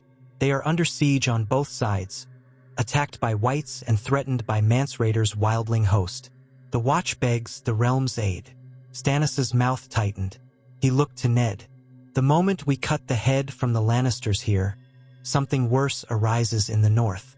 I have not forgotten my vow to address the threat beyond the wall. But Tywin Lannister remains at large, and the realm is too battered to fight on two fronts. Daenerys spoke, her voice clear. Is it not said that if the wall falls, none of the rest matters? The walking dead do not care about your throne, nor mine. They will sweep over the living like a storm. We must act. Stannis turned a thoughtful gaze on her. And what do you propose, Daenerys Targaryen? That we leave the Crownlands and the Riverlands open to Tywin's armies while we march north en masse. Daenerys measured her words. We must find a balance. Some portion of our forces must contain Tywin, while another marches to reinforce the Night's Watch. The question is who leads which host and how quickly we can move. My Unsullied are disciplined and do not fear the cold, at least not as your southern levies might. Some of my Dothraki might not fare as well in northern snows, but they can help hamper Tywin's lines in the west if employed cleverly. Robb folded his arms. The north knows the terrain better than any. If you send your Unsullied to Castle Black, I'll direct the northern bannermen already near Winterfell to meet them halfway. We can muster a sizable force. Meanwhile, Ned added, Stannis can dispatch a contingent of Baratheon men westward to press Tywin, preventing him from regrouping or marching on King's Landing. The Vale Knights might also help, once they're certain the city is safe. We may keep enough men here to hold the capital should Tywin try a desperate strike. He paused, looking at Stannis. Your Grace, we must do this swiftly. Every day we wait is another day the Watch bleeds. Stannis's face betrayed that he knew the logic was sound, but his pride bristled at the notion of dividing his power. If Tywin sees us split our forces, he may pounce. He's cunning, not likely to wait for an easy target. Ser Davos ventured softly. Your Grace, it might be better if Tywin tries an open battle. With the Vale Knights and the Stormlanders at your side, you could still outmatch him. If Daenerys's forces assist, we could starve him of supplies or pin him near Harrenhal. The dire threat is the White Walkers, not Tywin. We must not forget that." Stannis weighed the words in a hush. His eyes flicked to Barristan Selmy, as though seeing an old ghost. Barristan bowed low. "Your Grace, I have served under more than one king in these halls. The difference between them was not strength, but wisdom in choosing the realm's survival over personal ambition. If we let the North fall, King's Landing will follow soon enough." A tense moment lingered, then Stannis gave a curt nod. "Very well, we will do as you suggest. I will lead a portion of my forces west to ensure Tywin cannot regroup. Lord Stark, you will coordinate with your son King Robb and the Targaryen forces to send relief to the Night's Watch. But I remain the king of Westeros. Make no mistake. If the Targaryen or the North choose this moment to betray me, I will repay the betrayal 1,000-fold." Daenerys inclined her head. "We do not come to betray you. We come to save the realm. Let us put old grudges aside and do what must be done." At that, an uneasy alliance was forged. Scouts were dispatched to gather precise intelligence on Tywin's positions, and ravens sent to the north to alert the scattered bannermen that a combined force was coming to their aid. The next day, in the courtyard of the Red Keep, soldiers scrambled to load wagons, sharpen swords, and gather supplies. The city hummed with renewed tension. Many recognized that the victory over Joffrey and Cersei meant little if Tywin still lived and if the others were truly on the march. Ned oversaw the departure of Daenerys's Unsullied, a disciplined column of silent warriors, each bearing a short spear and a round shield emblazoned with a dragon's head. The small folk gaped at them from behind corners. With them traveled a vanguard of Northmen under the Stark banner, along with some Vale knights who had volunteered to see how these foreign soldiers fought. Daenerys herself would ride north with the column, bringing 2 of her dragons, Drogon and Rhaegal, while the third, Viserion, remained behind near Dragonstone with a small cadre, ensuring that she had a fallback and a base in the Narrow Sea. Robb would split his time between traveling north to ensure strategy with his bannermen and occasionally returning south for updates, using swift horses and, if need be, a ship from White Harbor. Grey Wind seemed uneasy in the southern heat. The direwolf's hackles often rose at the presence of dragons, yet so far there had been no violence between the beasts. Ned decided he would remain in King's Landing as Hand, trying to keep the city stable while Stannis mustered to face Tywin. The thought unsettled Ned, knowing his son was riding into peril, but he also recalled the vow he'd made to protect the realm from within these walls. The morning Daenerys's forces marched, Ned watched from the ramparts as the Unsullied marched in perfect step, their spears glinting in the sunlight. Daenerys rode at the center, astride a pale mare, her silver hair bound in braids. Drogon soared overhead, a black shape with red membranes beneath its wings, screeching as if challenging the sky. The sight was otherworldly and drew cheers from some, fearful gasps from others. Robb rode near the front, clad in simple northern leathers, Grey Wind trotting at his heel. The men cheered him, calling him king in the north. Even some Stormland knights saluted him, a sign of the new respect he had earned. Ned felt both pride and worry. He prayed to the old gods that his son and Daenerys would not fall prey to the cruelty of winter or the cunning of the White Walkers. Once the host was beyond the city's walls, Ned turned back to the keep. Stannis would soon be leaving as well, heading west to deal with Tywin. That would leave Ned more or less in charge of King's Landing. The memory of his first time as Hand weighed heavily on him. The city was a pit of vipers, and though the Lannisters here were gone or subdued, the city's underbelly always birthed new threats. He steeled himself, determined not to make the same mistakes. That evening, as the sun dipped beyond the distant fields, Ned found himself at a balcony overlooking the Blackwater Rush. The water caught the dying light in shifting gold patterns. Footsteps drew his attention. Ser Davos approached, bowing politely. "My Lord Hand," Davos said, "I wanted to inform you that King Stannis will depart in 2 days. He leaves behind a strong garrison, but the city is uneasy. The small folk have grown restless again. Food is still scarce." Ned nodded, recalling that the siege and the war had drained the city's stores. "We must secure new trade shipments, especially from the Reach if they will deal with us. The Tyrells have remained strangely quiet, but they might be coaxed to supply us if we can offer them surety we won't betray them." Davos's face tightened. The Reach is tricky. Mace Tyrell once supported Renly, but after Renly's death, they seemed to hold back or briefly consider allying with the Lannisters. Now that the Lannisters are weakened, perhaps they'll reconsider. If we can get them on Stannis' side, the war might truly end swiftly. Ned let out a breath. "I will write to Lady Olenna Tyrell. She's the true power in Highgarden, if the rumors hold. Perhaps she's pragmatic enough to see that joining Stannis is the best path. In return, we can promise them the same privileges they enjoyed under Robert." Davos nodded. "A wise plan. If the Tyrells commit, Tywin may find himself alone. Then we finish him." He paused, glancing out at the water. "I never thought I'd see the day I'd be speaking of peace with a Targaryen on our side, or King Robb of the North. Strange times." Ned smiled faintly. "Indeed. Yet if it spares the realm from further bloodshed, the old grudges must fall away. We face something far worse than Targaryens or Lannisters, creatures from a nightmare." As if underscoring that last point, a chill breeze picked up off the water. Ned thought of the wind howling through Winterfell's Godswood, of the stories he'd heard from the rangers who glimpsed the White Walkers. Davos bid him a good night, leaving Ned to stare out over the darkening city, sorrow tugging at him. He missed Winterfell, missed Catelyn, missed the simpler days before King Robert had begged him to be hand. But the realm needed him now more than ever. With that resolve, he turned and descended the steps to the castle interior. In the days that followed, Stannis' departure came quickly. Wagons and men assembled in the Red Keep's yard, forming a smaller but still formidable army. Lord Jon Royce and a portion of the Vale Knights remained behind as well, uncertain whether to join Stannis' campaign or hold King's Landing. After a tense discussion, half decided to ride west with Stannis, while the rest stayed to support Ned in keeping the capital stable.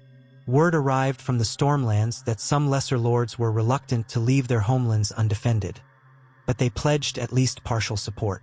Everything felt piecemeal. This was no single, unstoppable host, but a patchwork of alliances. Despite the swirling uncertainty, Stannis marched out with grim determination, aiming to link up with loyal Tully forces around Harrenhal or the Blackwater River. Tywin was rumored to be there, battered but not broken, gathering his bannermen and hiring mercenaries with Lannister gold. The realm's watchers whispered that the final clash with Tywin was near. With King Stannis gone, Ned and Davos took up the mantle of governance in King's Landing. The day after Stannis left, Ned convened a small council of sorts, though it was far from the formal council of old. It included Davos, Lord Jon Royce, Maester Pylus, who had replaced Pycelle, and a handful of minor lords or knights who had proven their loyalty. They focused on practical matters: shipping routes, supplies, the harvest from the Crownlands, the presence of sellswords in the city, the rumor that certain wealthy families still pledged secret loyalty to the Lannisters. The first few weeks passed in a tense lull. No immediate news came from the west, no ravens from Stannis describing a great battle. Nor did they hear from Daenerys or Robb in the north. The roads were dangerous, ravens could be shot down, and the winter storms had begun to stir more frequently. People in King's Landing started wearing heavier cloaks, a reminder that the seasons in Westeros were shifting. The cold might not yet rival the north, but the capital seldom saw such persistent chills. One afternoon, as Ned sorted through the endless petitions from merchants, a soldier arrived with an urgent message. A merchant ship from Pentos had come bearing visitors for the Lady Targaryen. The men at the docks were unclear what to do. Daenerys was no longer in the city, so the messenger hurried to the Red Keep for instructions. Ned frowned, curiosity piqued, and decided to go to the port personally with Davos to see who these travelers might be. They found a modest but sleek vessel flying a Pentoshi banner. A pair of hooded figures waited on the quay, guarded by half a dozen sailors who looked more like sellswords. When Ned approached with a small retinue, the hooded pair pulled back their hoods, revealing themselves as two women, one older, with silver-streaked hair, the other younger and olive-skinned, carrying herself with practiced poise. Ned offered a polite greeting. "I am Eddard Stark, Hand of the King. Lady Daenerys Targaryen is not presently in the city.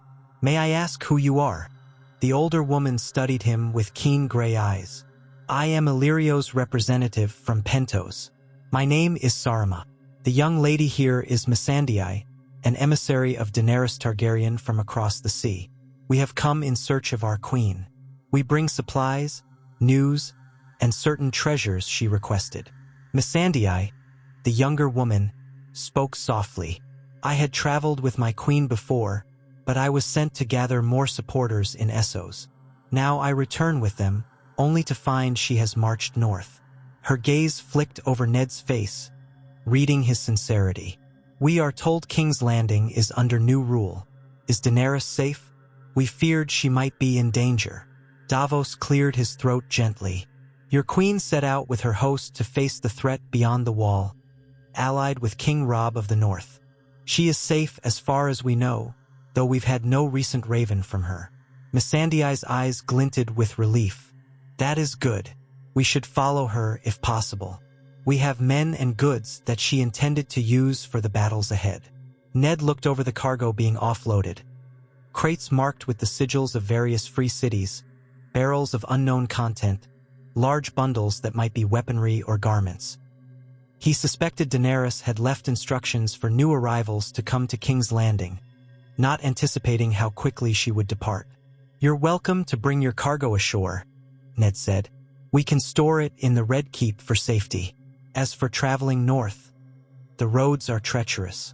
The fastest route might be by ship to White Harbor, then overland to Winterfell, and from there further to the Wall. But those seas can be harsh in winter, and the distance is not small." Missandei exchanged a glance with Sarima. "We will do whatever is required to rejoin our queen, but we must rest in King's Landing for a short time, gather supplies, perhaps hire a guide who knows the road. Our men are not used to Westeros's winter." Ned sympathized.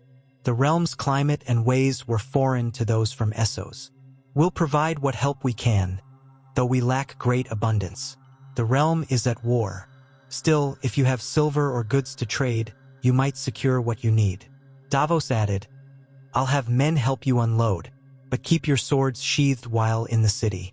We want no trouble."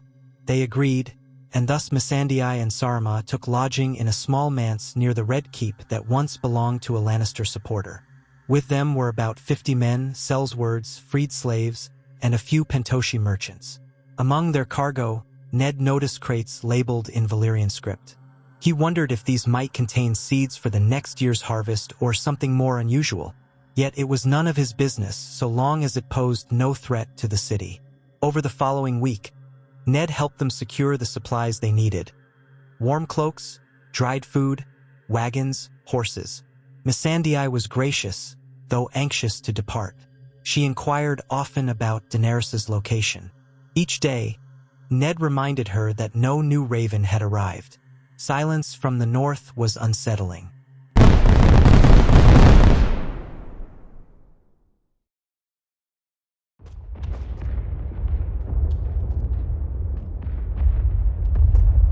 Finally, near the end of that week, news came at last. A raven from White Harbor. Daenerys and Robb's forces had passed through the countryside near Winterfell, rallying what men they could, and marched on toward Castle Black. Skirmishes had been reported with wildling scouts south of the Wall. The letter gave no details of dragons or White Walkers, only that the combined host was pressing on and that the watch was desperate. The letter was signed in Robb's hand, with a brief note from Daenerys appended. "We go to face the cold winds. Pray for us." Missandei received the news with quiet resolution. She immediately prepared to depart. Ned arranged an escort for her to White Harbor by ship, instructing the captain of a Baratheon-loyal vessel to ensure her party's safe passage. The sea route would take time, but likely less than the roads, which were reportedly filling with bandits or leftover Lannister loyalists. As a final courtesy, Ned wrote a letter in the king's name, urging the Lord of White Harbor to guide Missandei's party north to the Wall. The next morning, Missandei and her people sailed on the tide, leaving King's Landing behind. In the uneasy calm that followed, Ned turned his attention back to King's Landing's day-to-day troubles. Despite the precarious situation, a small measure of normalcy had returned to the city. Shops reopened, mummers performed in the squares. But the memory of war and famine lingered. Many small folk wore hollow expressions. Meanwhile, rumors abounded that if Tywin Lannister triumphed in the west, he would retake the capital in a bloodbath. Others whispered that Daenerys's dragons would torch King's Landing if Stannis refused to yield. Every day, new rumors emerged. At length, a dispatch arrived from Stannis's host. They had clashed with Lannister forces near Harrenhal's northern road. The battle was inconclusive, with losses on both sides. Tywin had retreated behind Harrenhal's blackened walls, while Stannis set about besieging him. The letter, penned by Stannis's own hand, reeked of frustration. Harrenhal was massive, with a cursed history, and Tywin's men had plenty of supplies. With winter creeping in, maintaining a siege grew more difficult by the day. Stannis urged Ned to send more men or resources if possible, warning that Tywin might slip away to ravage the Riverlands again. Ned felt torn. King's Landing needed a garrison, the roads north needed a stable presence to keep them open for supply lines, and the city's resources were barely enough to feed its own population, let alone fueling a siege at Harrenhal. After consulting with Davos and Lord Jon Royce, he agreed to gather what extra men they could, perhaps 1,000, and send them west under the Vale banner, hoping that might tip the balance. Another wave of ravens went out, pleading for support from the Tullys or the Tyrells. Each day that Tywin was allowed to remain a threat was a day that the realm's war could reignite in full. Weeks bled into months. Snow fell in the Crownlands, a rare sight, frosting the red rooftops of King's Landing. The city had never looked so pale, as though winter's breath had come early. Streets became slippery with slush, and the Blackwater rush carried chunks of ice. Some small folk took it as a sign. A harsh winter was descending, and all the land would suffer if the wars did not end soon. No direct word arrived from the north, though hushed rumors filtered in. Some travelers claimed to have seen a black dragon wheeling in the sky near the Gift. Others spoke of entire villages beyond the wall laid to waste, the dead left frozen in grotesque poses. The wildlings advanced in large numbers, but Daenerys's dragons supposedly struck terror into them, causing some to scatter. Still, no one could confirm if the others themselves had been engaged in open battle. Anxiety gnawed at Ned. He wrote letter after letter to the Watch, to Robb, to Daenerys, but not a single raven returned with their seal. Possibly the storms had disrupted the birds, or the rookeries had been overrun. His only recourse was to wait. In King's Landing, that wait became a slow torment. The small council, such as it was, tried to keep hope alive. Davos was a calming presence, though Ned could see the Onion Knight's worry etched into every line of his face. Lord Jon Royce spent his days drilling the city guard, determined that if Tywin tried a lightning strike, the capital would be ready. Maester Pylus worked tirelessly with the city's healers to ward off the sicknesses that cold weather often brought. They even distributed a measure of the new supplies Missandei's group had left behind, food from Essos, blankets, herbs. It helped keep the small folk from starving in the worst pockets of the city. Then, one evening, a messenger arrived bearing a battered sigil of House Tully, half torn away. The man was near collapse, having ridden hard from the Riverlands, braving snows and bandits. He carried a sealed message from Edmure Tully at Riverrun. It bore grim tidings. Tywin Lannister has broken free of Harrenhal. Stannis' siege was undermined by freezing rains. Tywin seized a moment of weakness, slipped his men out at night, and cut a path through the Tully lines. He heads south, possibly for King's Landing or the Reach. Stannis pursues, but the weather hampers both sides. The war continues. Ned read the words in dismay. Harrenhal's curse.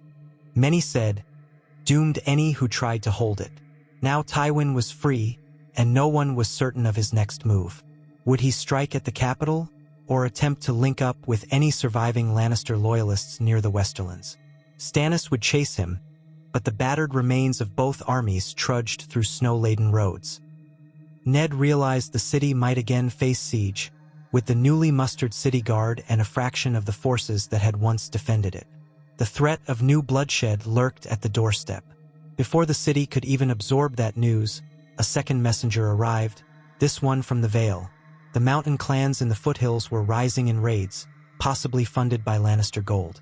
The Vale Knights traveling outside the city might have to return home to protect their lands. Lord Jon Royce bristled with frustration. "We cannot be everywhere at once," he fumed to Ned. "If the clans threaten our villages, the Vale Lords will demand we defend them. That leaves King's Landing undermanned." Ned felt the weight of hopelessness creeping in. "We must do what we can to hold the city. Even a small garrison might deter Tywin if his forces are exhausted. If the Vale Knights must return, they must. We can't let the Vale fall into chaos. Perhaps the men from the Reach might finally stir if they see Tywin marauding." Royce grunted. "Might. The Tyrells watch carefully, I suspect, waiting for the perfect moment to choose a side that guarantees victory with minimal cost. Such is politics." He pounded a fist on the table. "What of your letters to Lady Olenna?" Ned rubbed his temples. "No reply. Either it never reached her, or she chooses to ignore it." So the city's defenders prepared as best they could, stockpiling scraps of food and reinforcing the gates. Ned had the gold cloaks triple-check the walls for cracks or weaknesses. Blacksmiths worked around the clock forging arrowheads. The memory of wildfire from the Battle of the Blackwater haunted many, but that store was largely destroyed or hidden by Tyrion Lannister once, and no one had found additional caches. Perhaps that was a mercy. Ned did not wish to see King's Landing burn in green flame yet again. Days dragged on in anxious quiet, until a frigid dawn brought a flash of something new. Horns at the city's gates, heralding the arrival of a column of wagons escorted by men in cloaks bearing the sigil of Highgarden. Ned, Davos, and Royce rushed out to see the commotion. There in the frosty courtyard stood several hundred men bearing the golden rose of House Tyrell. At their head, Ser Garland Tyrell, a broad-shouldered knight wearing a fine green cloak, accompanied by a small retinue that included a woman of advanced years perched on a litter, flanked by younger attendants. Lady Olenna, the Queen of Thorns, had come in person. Ned approached, controlling his surprise. "Ser Garland," he greeted. "We had not expected to see House Tyrell in King's Landing unannounced." Garland Tyrell bowed formally. "Lord Stark, we bring wagons of grain and some fresh produce from the last harvest in the Mander Valley. It was Lady Olenna's wish that we not see the capital starve in these trying times." Lady Olenna snapped her fan shut, peering at Ned with piercing blue eyes. "Are we going to stand in the cold all day? I'm half frozen and my joints ache. Point me to some place warm, boy, and we can talk about my dear Mace's concerns with your new king." Ned almost smiled despite the tension. He bowed. "Of course, my lady. The Red Keep is at your disposal. We welcome your generosity." Inside, relief blossomed. Food from the Reach would stave off famine for at least a while, and perhaps, just perhaps, this signaled that House Tyrell was ready to stand against Tywin Lannister. They ushered Lady Olenna and her retinue into the keep, stabling horses and storing wagons. In the solar, a roaring fire crackled, providing the warmth she sought. Ned, Davos, and Royce took seats across from Olenna and Ser Garland, who settled on plush chairs. She sipped a cup of spiced wine, scowling at its taste as though it offended her refined senses. At last, Lady Olenna spoke, her voice sharp. "I have come because we can no longer abide this endless war that is burning our fields and draining the realm's coin. The Lannisters are as cunning as ever, but with that dreadful boy king dead and the lioness Cersei put to the axe, we suspect Tywin's days are numbered. My dear Mace Tyrell dithers as usual, but I persuaded him that if we do not intervene, we risk Tywin stirring up more chaos. So here we are. We bring food, goodwill, and perhaps more, if the new king on the Iron Throne shows proper courtesy." Ned inclined his head. "King Stannis is grateful. He is currently in the field, pursuing Tywin in the Riverlands, but I serve as hand in his stead. What do you seek in return, my lady?" She waved a dismissive hand. "A stable realm, an end to Tywin's mischief, and a king who won't bankrupt the Reach. We prefer not to see a Targaryen on the throne again, not after the madness we endured, but I hear she's gallivanting about in the north anyway, so that's a future concern. For now, if King Stannis acknowledges House Tyrell's rights, shows courtesy to my granddaughter Marjorie, and perhaps grants certain boons to Highgarden, we will commit our armies to finishing Tywin once and for all. Then maybe the realm can breathe easy. Ned nodded. I believe King Stannis will be amenable. He needs allies, and your support could turn the tide swiftly. If House Tyrell musters its full strength, Tywin cannot stand against you in the field. Garland Tyrell spoke up. Precisely. We have forces enough to relieve Stannis's men near Harrenhal or wherever Tywin flees. But we must know. Do you trust Stannis to keep his word? The Reach is not eager to trade one tyrant for another. Davos answered quietly. Stannis Baratheon is stern, but he values justice. He has no love for tyranny, and he cannot afford to alienate you. With your help, we can bring Tywin to heel, then focus on the threat in the north. That is where the real danger lies. Lady Olenna eyed Davos with interest. Ah, the Onion Knight. Yes, I've heard tales of you. If you vouch for Stannis's honor, I suppose I can trust that more than some silver-tongued courtier. Very well. In a fortnight, my main force will move north from the Reach. We shall smash the Lion's last stand, assuming the weather does not hamper us too much. Ned breathed a silent prayer of thanks to the old gods. At last, a powerful ally had emerged, which might mean a swift end to the Lannister cause. Tywin, beset from multiple sides, could be forced to surrender or face annihilation. Your ladyship, you have the gratitude of the crown. Will write to King Stannis at once. You are welcome to remain in the city or head west as you see fit. With that, the seeds of a new alliance blossomed. Lady Olenna and Ser Garland declared they would remain in the capital just a few days to rest and glean more information. Then they would depart to muster the main Tyrell host. Ned arranged comfortable quarters for them, eager to keep them content. The wagons of food were distributed among the city's granaries, quieting the hunger and fear among the small folk. A hush of hope spread through King's Landing. Perhaps the war in the south would end soon. Yet Ned's thoughts strayed north. He knew that even if Tywin were destroyed and the realm unified under Stannis, with the Tyrell's help, the White Walkers might still triumph if Daenerys, Robb, and the Night's Watch could not hold the line. A sense of urgency plagued him daily. Winter's grip tightened. Ice coated the city's fountains, and snow dusted the cobblestones. Then, one bright morning, a frantic knocking roused Ned from his bedchamber. He opened the door to find a pale young squire who stammered, "Lord Stark, come quickly. Someone has arrived at the gates. They say they bear news from the far north." Ned barely took time to don his cloak before hurrying out, heart pounding. The city's main gate was a swirl of activity when he arrived. Soldiers parted to reveal an emaciated man hunched in furs, leaning on a spear for support. His breath came in ragged puffs, and he looked near collapse. The Stark sigil was scrawled on his cloak, half frozen with frost.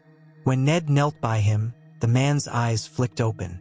"My lord, from Castle Black, from King Robb and the Queen of Dragons," he coughed, spitting flecks of blood. "The wildlings, tens of thousands. The Watch battered, the White Walkers in the woods. He begs for supplies and men.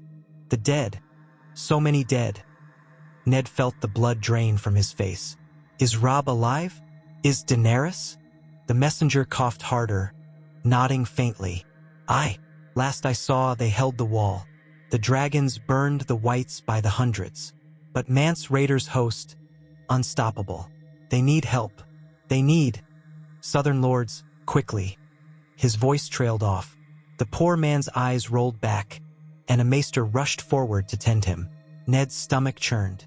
The situation was dire if the combined might of dragons, unsullied, and northern bannermen could barely hold back the wildlings and the whites.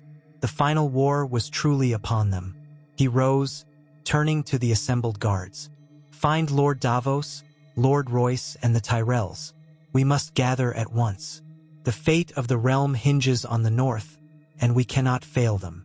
As men ran to do his bidding, Ned looked beyond the gate to the dusty road leading north. "I must do everything in my power," he thought. Stannis fights Tywin in the west. The Tyrells muster their armies. But if the north falls now, no victory here will matter. The entire kingdom could be devoured by the army of the dead. The plan formed in his mind as swiftly as a desperate flame.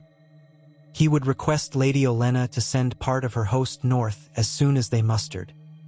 He would recall any spare men from King's Landing, perhaps even ride out himself if the capital seemed secure enough. Let Tywin be Stannis's problem. Ned's duty might be to stand with his son on the wall. Summoning all his courage, he strode back into the city, calling for scribes to pen new ravens. The North needed them, the realm needed them, and Ned Stark, once a reluctant hand, would not let the living fail. He could almost hear the wind from the far north, that chill whisper of doom. The White Walkers had awakened. Now it would take every house, every alliance, and every measure of courage to hold them at bay. Duty demanded that the living stand as one, or fall to the darkness forever. And so Ned Stark prepared for what might be the final trial of his life, to unify the realm in its darkest hour and ride into the biting cold to defend not just a kingdom or a throne, but all of humanity from winter's unending wrath.